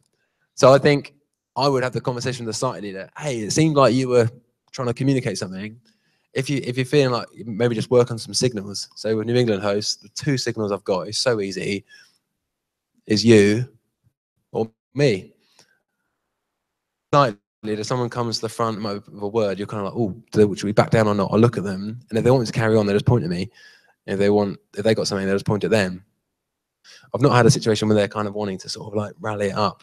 But I guess if you're musically directing and you can observe that, but you're in the middle of already doing something, I'd probably say, let's hold fire here, guys. Just keep being buoyant. Bring your energy. Go for it. Symbols to something, and just kind of call it out of them a little bit, which we can talk about in the next slide. Just how to actually MD in the moment. I'll just finish with this next bit, if that's okay. Next slide is actually when you're leading worship. What do you do as an MD? I'd be looking to do 3 things as an MD on a mic that is just going to your ears. Is lead into the sections of the song. You alone belongs the highest praise. Verse 2, 1, 2, 3, 4. Fine. I'm giving them a bar notice. I'm leading into it. There's a bit of ambiguity when we did that, when we went to the middle 8. You alone belongs the highest praise. Oh, we're still building. I would have called that on the mic normally. So 2 bars, build it. Energy high. Middle 8, 2, 3, here we go. We lift up our eyes. Because I'm quite energetic, I'll be like, yes, that was brilliant. But lead into the sections. If you just say like, Lord's highest praise. Middle 8, lift up our eyes. That's not enough news. It's like, oh, okay, gosh. So give people plenty of notice, if that makes sense. So I'll be calling into the section of the song, and while I'm doing that, I'm reading Doug the whole time. I'm reading the worship leader, looking at them, and you're looking at me. So it's a nice moment there. And then when I could clock, okay, it's not this bit, because with that little go from the chorus into middle 8, it could be 1 bar or 2 bars, and middle 8's basically all the same. In terms of, it's always the same dilemma. Is it now or is it another time? So I'm like, okay, it's not now. Then I'm looking around at Matt, like, build it. 2, 3, 4. So it's like really obvious. Like you have to really not be listening to get that wrong. So number 1, lead into the sections of the song. And chords wise, chorus here, D, 4, boom. and like we're hitting a D. Just that extra bit of confidence, particularly if you've got a new player. You don't call everything. It's too much to hear. It's too much to you just don't need to. But if you can see we haven't hit the first note of this verse every time we've done this verse, that's probably a clue. You should probably just help them into it a little bit. So number 2 is encourage. Really important. This year Jack Wintermere helped MD a little bit in the New Day band, and he was just great at this. We'll just be leading. He'd just be like, "It's great, guys." And you're like, "Yeah, we are doing well. Thanks, man." It just means a lot, particularly when you're navigating through something that's spontaneous and there isn't a plan, and everyone's like flying by the seat of their pants and just trying to respond to the spirit and follow the leader. And actually, you kind of manage to pull it off, and you kind of hit the release. It'd often be like, "Well done, guys. That was brilliant. Smashed it." And it just means a lot. It just means a lot from a leader, from an MD. So I keep doing that on the mic, and I'd look to do that. Encourage like visibly with your face. So when the vocals first got up, they'd not sound checked or anything. They're just like, "Oh," I'm looking over and I'm sort of clocking that, number 1, clock. And I'm trying to just encourage them, like, just laugh. See, they're laughing back. And everyone feels better because they're laughing. So I just connect and have some fun. So encouraging people. And thirdly is follow the worship leader.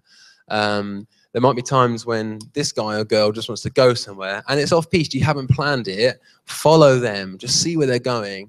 And sometimes the arrangement was going here, but the worship leader is going here. An MD who does well would be like, "Hang on, guys, just watch Doug." Okay, just keep watching Doug for a mo. Like those kinds of comments just kind of like realign people. "Oh yeah, okay, just follow him. Okay, I think we're going to build up," and then Doug might just give us a little nod and whatever. But keep following the worship leader, trying to get everyone behind this guy or girl and what they're going for. So they're the things I'm looking to do. I think starting songs, that's probably another thing probably should have said in terms of leading into sections, just leading into the intro of a song. Like that's the MD's kind of cool, just clocking eyes of people, make sure we're ready. I used to be like, everybody should like give me eye contact first, and when we're ready, then hit go. But then I felt like actually with a counting area, 1, 2, 3, 4, it gives everybody a bar to kind of get ready, and I like the excitement of that. 1, 2, and I've noticed this actually with guitarists. They'd be tuning like 1, 2, 3, 4, and they'd be on it. So I kind of like the risk of it, and it actually kind of keeps it. John, is he there? I'll put it on. Would you mind just putting the click out front of the house quickly? Is it there? John, are you there? Oh, sorry. I was at my iPad, it's fine. So now we have, obviously you wouldn't normally put a click out front of the house. 2, 3, 4. We have a click for different songs. 1, 2. But in the last couple of years, we actually started recording what the song was called. So we get this. Intro. 2. Oh, hang on. Sorry. What can wash? 2. Did you hear that? What can wash? This is Amazing Grace. Swell. Intro. 2, 3, 4. Which we found really helpful, just like the heads up of like. So good. 2. That's just a comment about the leading of the song, which we found really helpful. Sometimes you'd be like, you're sort of 3 songs in, and you see this 1, 2, 3, and it was like you can see 2 of the band members like just panicking, like what? Oh, okay, phew. Yeah, okay. Well, we've hit 9:25. Anybody got any burning questions? No. Go. What happens when you've got a whisper mic, an MD, and the worship leader has a whisper mic too? And sometimes you're in the middle of the song, plan changes from rehearsal, and the worship leader decides to take the song elsewhere. What do you do as an MD at that point? So John was saying, for those who didn't hear, when you've made a plan in the rehearsal, but then when you get to leading worship, as a guitarist, you're really distracted by the worship leaders, but and you find it quite hard to, it's drawing you away from Jesus. What do you do? It's a great question, John. I don't know if anyone else has that issue, but if you do, I'm happy to answer it for you, just for the sake of the recording. No, it's what if when the worship leader actually just deviates from the plan, does something completely different, and you're MDing, what do you do? I think just to remind, you're there to serve the worship leader. Rehearsal made a great plan. In the moment, might be feeling the Holy Spirit doing something different. And it's not like, oh, well, that was a waste of time. Why do we even run that in the first place? No, that was great. It's a diligent, good use of time. You should have an arrangement. But you should want your worship leader to be looking and feeling for the leading and guiding of the Spirit. And a good MD will just like follow George or follow whoever or follow Simon or whatever and go with it. Another thing I'd say is learning sections rather than arrangements helps. So you just know when you get to an end of a chorus, this is the default, always go here. And when you get to the end of any chorus, we're just going to do that. Then unless there's anything really obvious, like really building it, which probably means the middle eight, we'll just keep doing that. And it means actually you can be quite flexible with the arrangement. You could do 3 verses, 2 verses, 5 verses, doesn't matter. You've kind of got it in the bag. Does that make sense? But I think the primary thing is you've got to serve what the worship leader is doing in that moment. And they might not be in a place where they can call the fact it's different. So you might have to help the band with that. Okay, it looks like we're going to the middle eight. Just let's go there. Energy, drums. This is great. Well done, guys. Yeah, it's fun.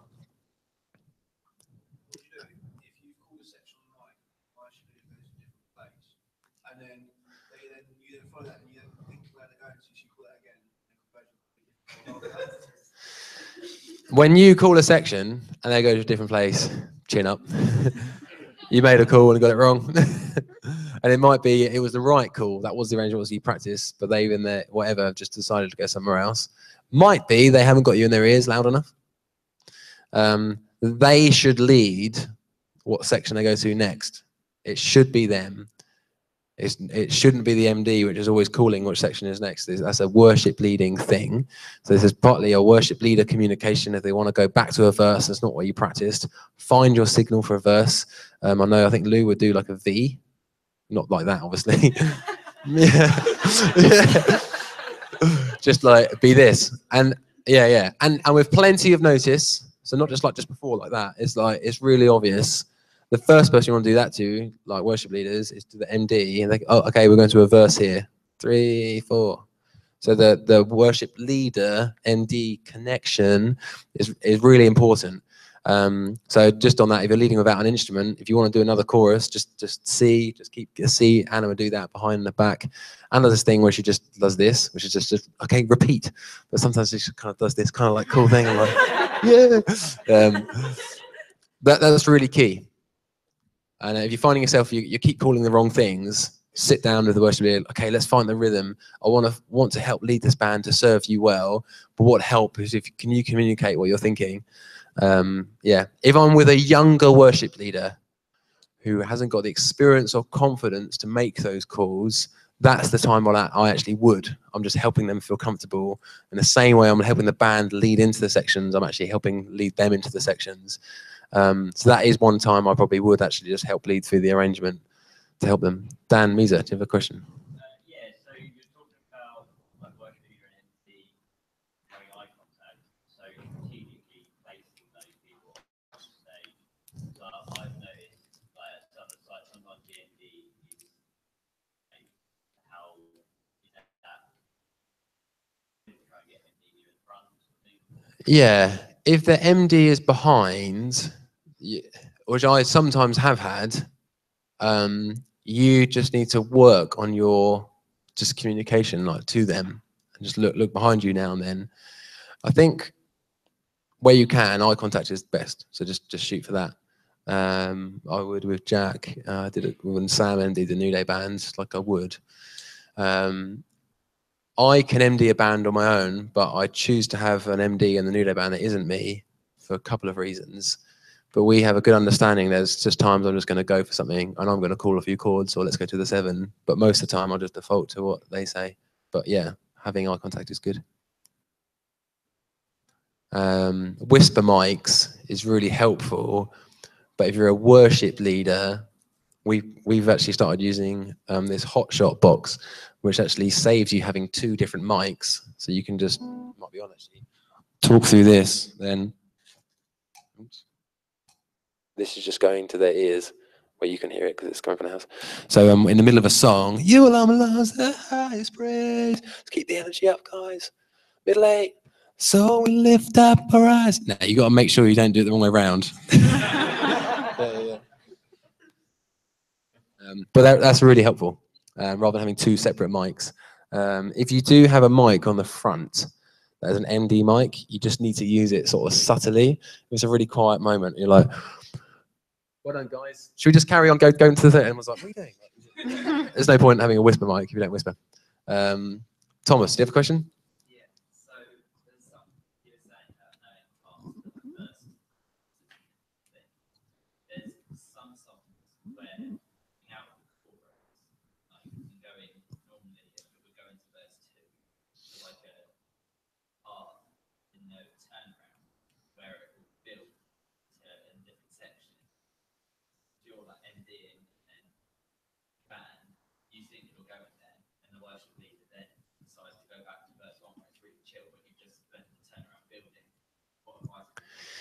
Yeah, I mean, you can't undo what you've done. So the question is, you're kind of building up to a verse 2, and the worship leader is like verse 1, but verse 1's way chilled. And now you're in this awkward situation where you've built up, you're like, oh gosh, what do I do? Forget what you've gone up rather than down. What it sounds like from the congregation point of view, you just start and go forwards. So even though you've gone back to verse 1, musically, you still carried on. You can't go back in time. So if you've built up a little bit, I think you just got to stick with that. And it's like, if there is a particularly big hectic build in it, over that verse 2, obviously you're not going to do that because you're in the verse 1 lyrics, but it might be you just have to sing verse 1 with just a bit more groove to it because you've kind of got the song to that point now. It'd just be odd to stop.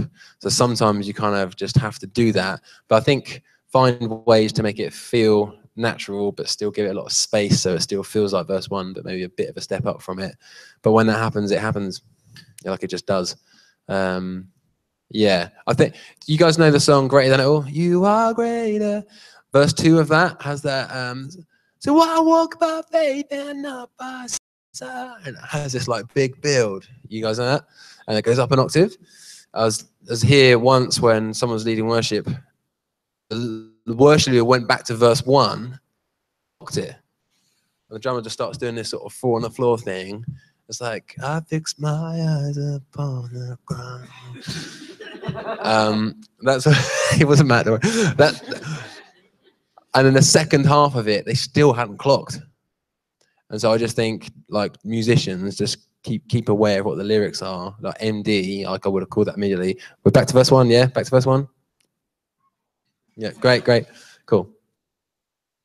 Any other questions? Okay, well, it is 9:30, so if you want to go, you can go.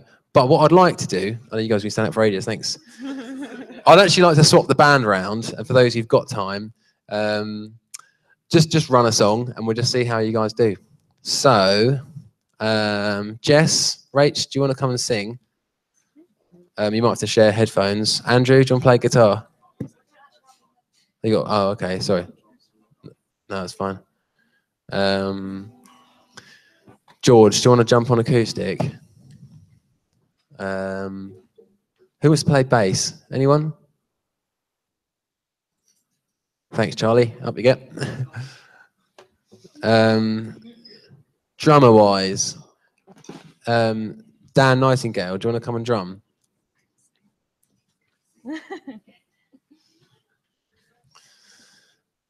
Does anybody fancy playing keys? Anybody who's used to playing an oud? No, in fact, I'll play keys and leave them here. Actually, no, blow it. I won't play keys. I always play keys. Anybody want to play keys? What, Tim Lungett? Oh, come on, you can come play a song. Tim.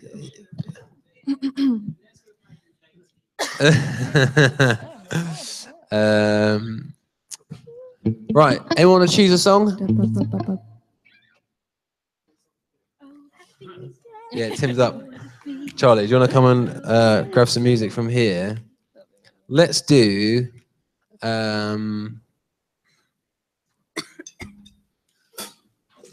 Let's do a verse, and chorus of. I kind of want something that doesn't have like too obvious of an arrangement, because we're just like, no, it goes like this. It'd be nice to come with a blank sheet. Hey, do you guys know the song like "Praise Is Rising"? Bit older now. Brenton Brown song is a bit older, about 10 years old. Let's do that. It doesn't really have a set arrangement, but it means we can have some fun arranging it. Okay, George, you know it, I should have asked. You a bit cold there, buddy. It's a new coat, Simon. I'm really proud of it. Okay, tempo-wise, It's actually quite warm. we'll go for 120. Scream and shout. 2. Oh, wrong one. Our God. 2. 1, 2, 3, 4. Great, we did that. Okay, everyone got their ears plugged in? Do you know this song? Great. Do you want to come over here? I'll give you the music. You know it? Okay. Charlie knows it. So we've all heard it out loud. I'm going to just hit go, and we're going to just run this sucker, see what happens. Here goes. Yeah, G. Can we grab the song words for "Praise Is Rising"? Here we go. 2, 1, 2, 3, 4.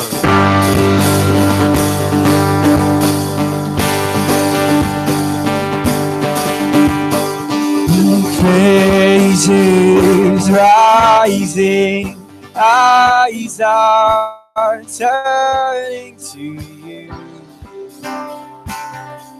We turn to you.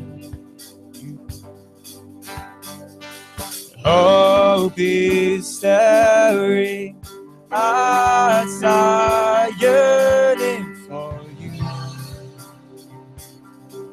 We long for you. When we see you, we find strength to face the day. In your presence, all our fears are washed away, washed away. Hosanna, Hosanna, you are the God who saves us, worthy of all our praises. Hosanna, Hosanna, come have your way among us. Heal, Lord Jesus. 2, 2, 4. Hear the sounds of hearts returning to you. Last time before that. Return to you.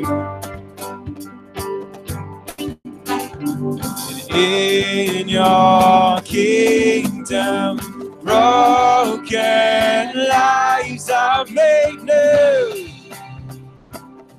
You make all things new. When we see you, we find strength to face the day.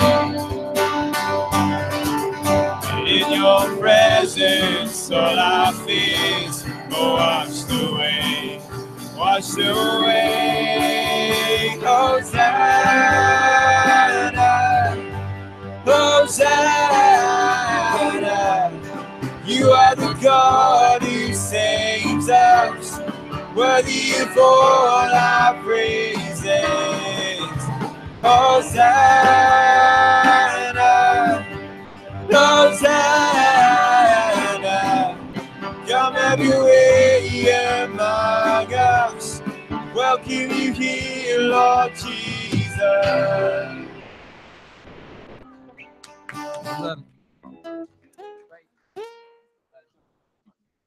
Gonna quickly run around. What things did they do that made it feel, yeah, just good, positively? Wow, that's really encouraging, guys. Bridget, what you got for us? Energy, drums. Felt that off the bat, like they were present. It wasn't like it was we started and Dan was nowhere to be seen. What else? Okay, so it felt. Yeah, yeah, yeah.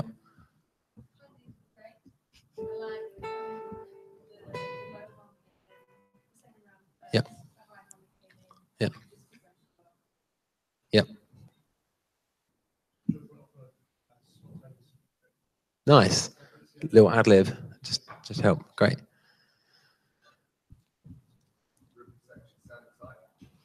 Great. He did know it, didn't he? Oh, well done. Cheers, mate. Things I clocked. So number one, run the song, clock it. Clocking, I always start here. Charlie did know it. Ready to like expose you and shame you, but you nailed it. So that was brilliant. Well done. Dan felt really solid, felt strong. Energy, which was good. I felt that doing, I think we did kick on 2 and 4 off the top of the song. Is that right? Was cool. Part of me was thinking, I wonder what this would be like if it just 4 on the floor from the top, just on the top of the song, because like 2 and 4 feels a bit like stunted, which is kind of fine. It's the opening like bit of the song, so it wasn't like it was wrong. But in my head, I was thinking, I wonder what this would be like just 4 on the floor, just even more energy. Yeah, it felt good. I think I was like overall, drums just felt solid and strong.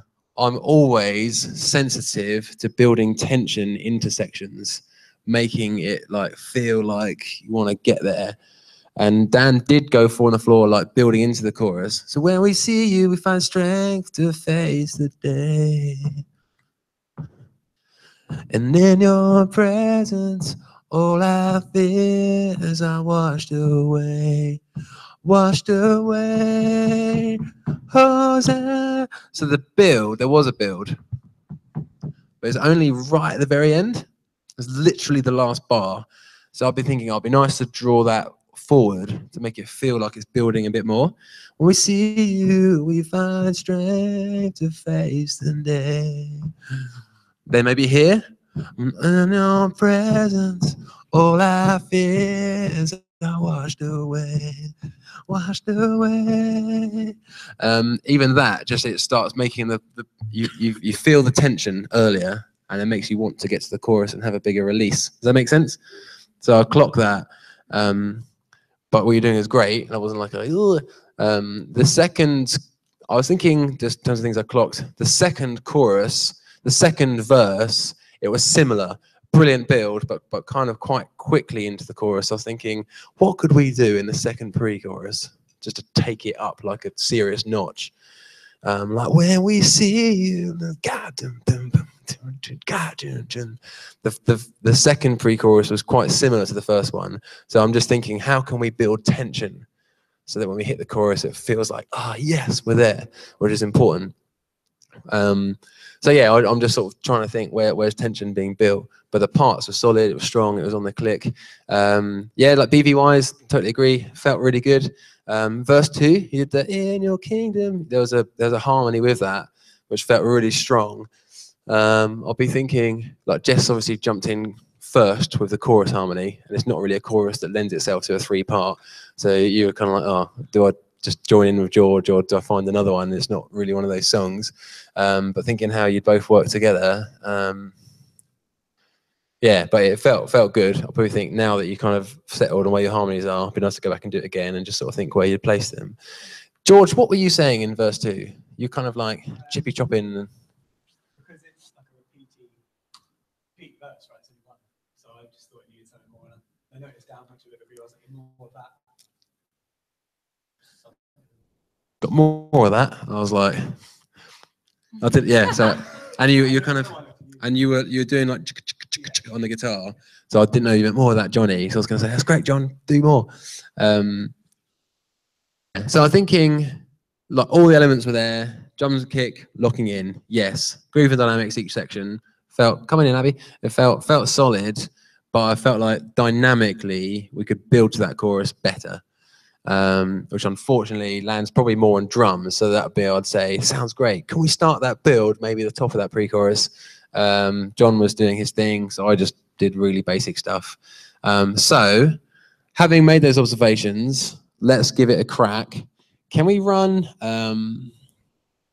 Also, I didn't feel, there's a point halfway through the verse where I actually felt like energy dropped a little bit drum-wise. I think we came out the gates, like, I'm just telling you my observations. I'm good friends with Dan, so I don't mind saying this out loud, and I'm sure he's cool.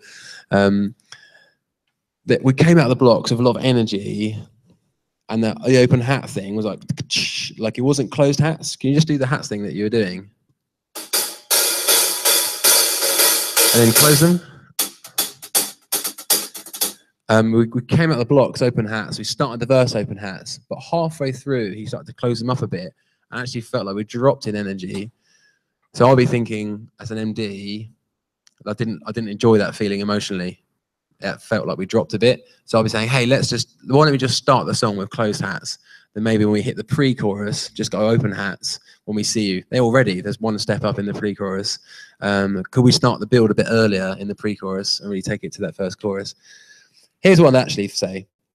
I felt like you've just got to decide, are we going to go for a big chorus or not? And if we do, we need to make that pre-chorus really kick in and take it there. But we sort of didn't. So then because of that, I would actually just do a drop chorus. Washed away, washed away.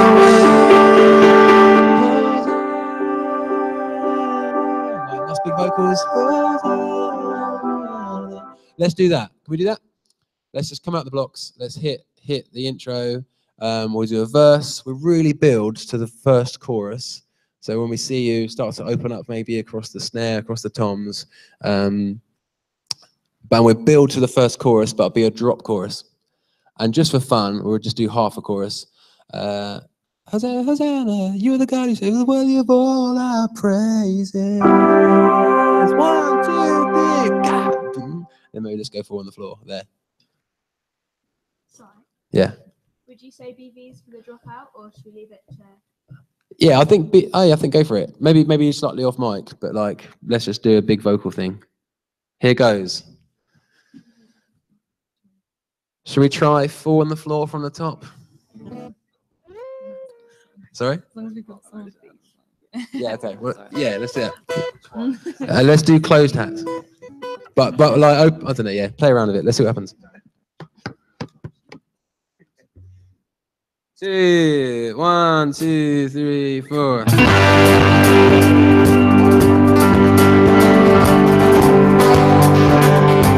Raise rising.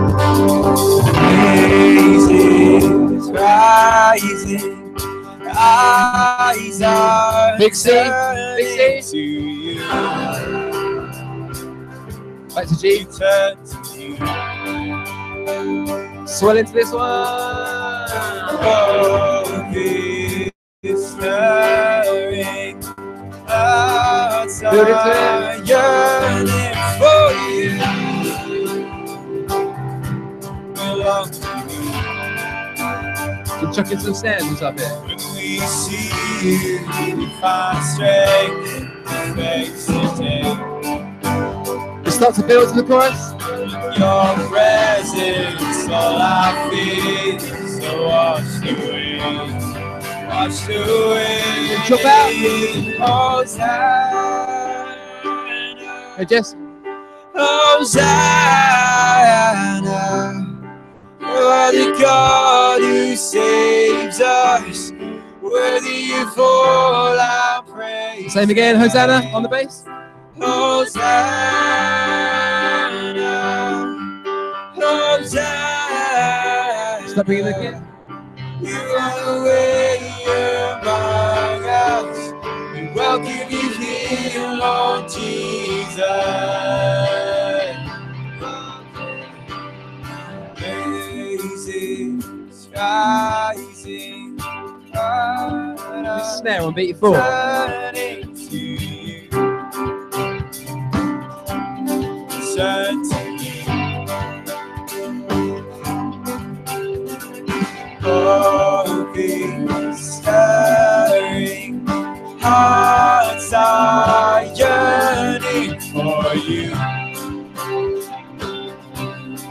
long for you. Let's take it up then.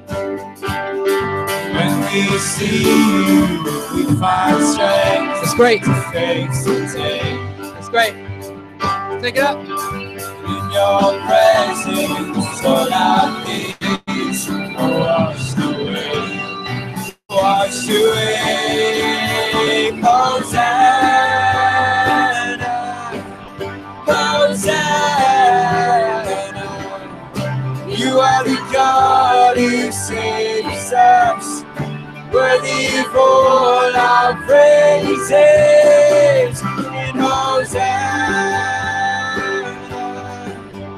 Hosanna, come have your way among us. Welcome you here, Lord Jesus. Where we see? So when we see you, we find strength to face the day. And in your presence, all our fears are washed away. Because when we see you, we find strength to face the day. Dig into it. And in your presence, all our fears Take it up. are washed away. Washed away. Hosanna. Hosanna. You are the God who saves us. Worthy of all our praises. Hosanna. Hosanna. Come have your way among us. Welcome you here, Lord Jesus. Great job. Well done. Thank you. I was obviously just calling lots of stuff as we were going, just shouting out stuff, just to sort of lead us through. Yeah, good job, everyone. Your end in the team. What felt good? What didn't? You can't really hear. I was trying to draw out a bigger build in the when we see you in the verse 2, and I felt what Charlie did like really helped. Towards the second end, he started doing 8s. It's not just dum dum dum, it's like dum dum dum dum dum dum dum dum dum dum dum dum dum. That just took us on, and I think you kind of played off of that a little bit. Like you just feel like the bass just going into that just really took us somewhere. So that felt really strong. I liked when you went straight in the second chorus. So the first time I played the song, the Hosanna was dum ga gum dum ga dum da dum dum ga dum. And that da is a good groove, but like it didn't quite settle. What like why we didn't do it when it was bigger. When you went straight, it was really strong. Just going oh ga dum. Just gave it room. It was sort of square. Sometimes we use this when describing drum rhythms, just square or circular, and like straight or syncopated is what it's saying. But just going for a straight groove in that chorus helped it settle. So that felt really strong. Vocals, amazing. More of that. If that was you at like 60%, I'd love to hear this time what's you at like 80%. I think just like vocally, BV wise, I think we need to just the chorus. I think was less strong than the rest of it. Okay. I don't really know. why Yeah. that is. Okay. So you're finding the other lines and harmonies easier, but the Yeah, chorus is. I think it's mainly because I can't really hear myself properly. Bless you. But Okay. like, yeah, that's the only thing. Okay. When we drop down, when we see you, we find strength to face now. In your presence, all I feel washed away, washed away. Repeated it. When we see you, whenever you repeat something, something has to change. So the second one, and nothing did. So that's just like we've just been here 8 bars ago, and nothing's happened, which is why I was looking at Dan like, come on, jump in, do something. I don't really mind what, if it's like on the toms or on the kick drum or just like start hitting the hats, like. But I'm kind of looking to him immediately. But it could be any one of us. It could be Johnny just needs to just lean in there with something that just takes it up a notch. And I think there's an opportunity there to do like a really big build. And while I use this language sometimes with our band, let's go to eights. What I mean by that is let's all do eights. That thing that Charlie did, dun, dun, dun, dun, dun. Let's all do that. Drum, like guitar. Let's just go to that. So let's see our strength to face it. Let's go to eights here. And after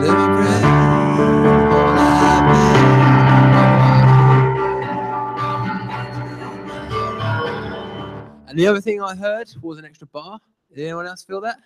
Yeah, that's all I feel. I washed away. Washed away.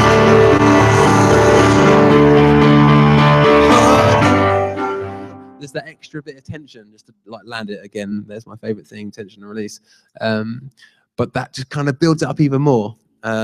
So let's just try that little pre-chorus. Go drop down first half. Second half, we'll do it again. Let's build it. Let's do an extra bar just for even more tension. Charlie, on that final bar, could you go to a high D? Yeah, for the last one. And I'll drop any bass there as well. So then we come back to the G. It's like we land onto it. Great. Here goes. 2, 1. What do you see? When we see you, we find strength to face the day. In your presence, all our fears are washed away. 'Cause when we see you, we find strength to face the day. Stick in, let's go. And in your presence, all our fears are washed away. Washed away. 1, 2, 3. Hosanna, Hosanna. That's great. Well done. Yeah, felt good. Should we do it again? I won't call anything this time. We'll just run it. 2, 1, 2. When we see you, we find strength to face the day. And in your presence, all our fears are washed away. 'Cause when we see you, we find strength to face the day. In your presence, all our fears are washed away, washed away. Hosanna. So we forgot the extra bar. So did you? Yeah, great. Let's run it again with the extra bar. Can we just turn up the tension? Like just double it in terms of just energy. So I think the second half when we come in, just come in a bit more, go for just a bigger build and almost sort of take us to sort of 8 out of 10, 9 out of 10, 10 out of 10 before we hit that final chorus. And then we'll stop. When we see? When we see you, we find strength to face the day. And in your presence, all our fears are washed away. Yeah, when we see, let's go. When we see you, we find strength Take it a bit. to face the day. Start to get at 8s then. In your presence, all our fears are washed away. Extra bar. Washed away. 1, 2, take it out. Hosanna. Great. All right. Well done, guys. Do not jump off.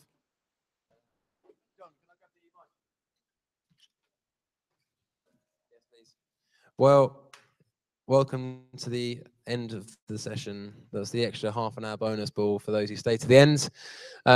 This is best worked out in your rehearsal studios and rehearsal time.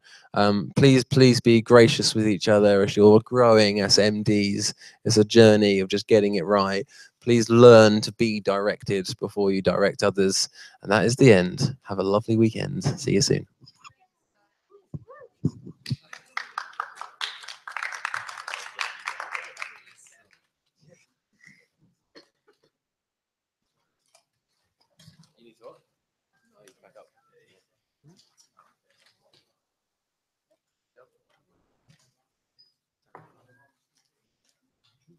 If anybody hasn't got a run, like your student, you normally go to bed at 3, we do actually have to pack away quite a bit. You're free to help serve.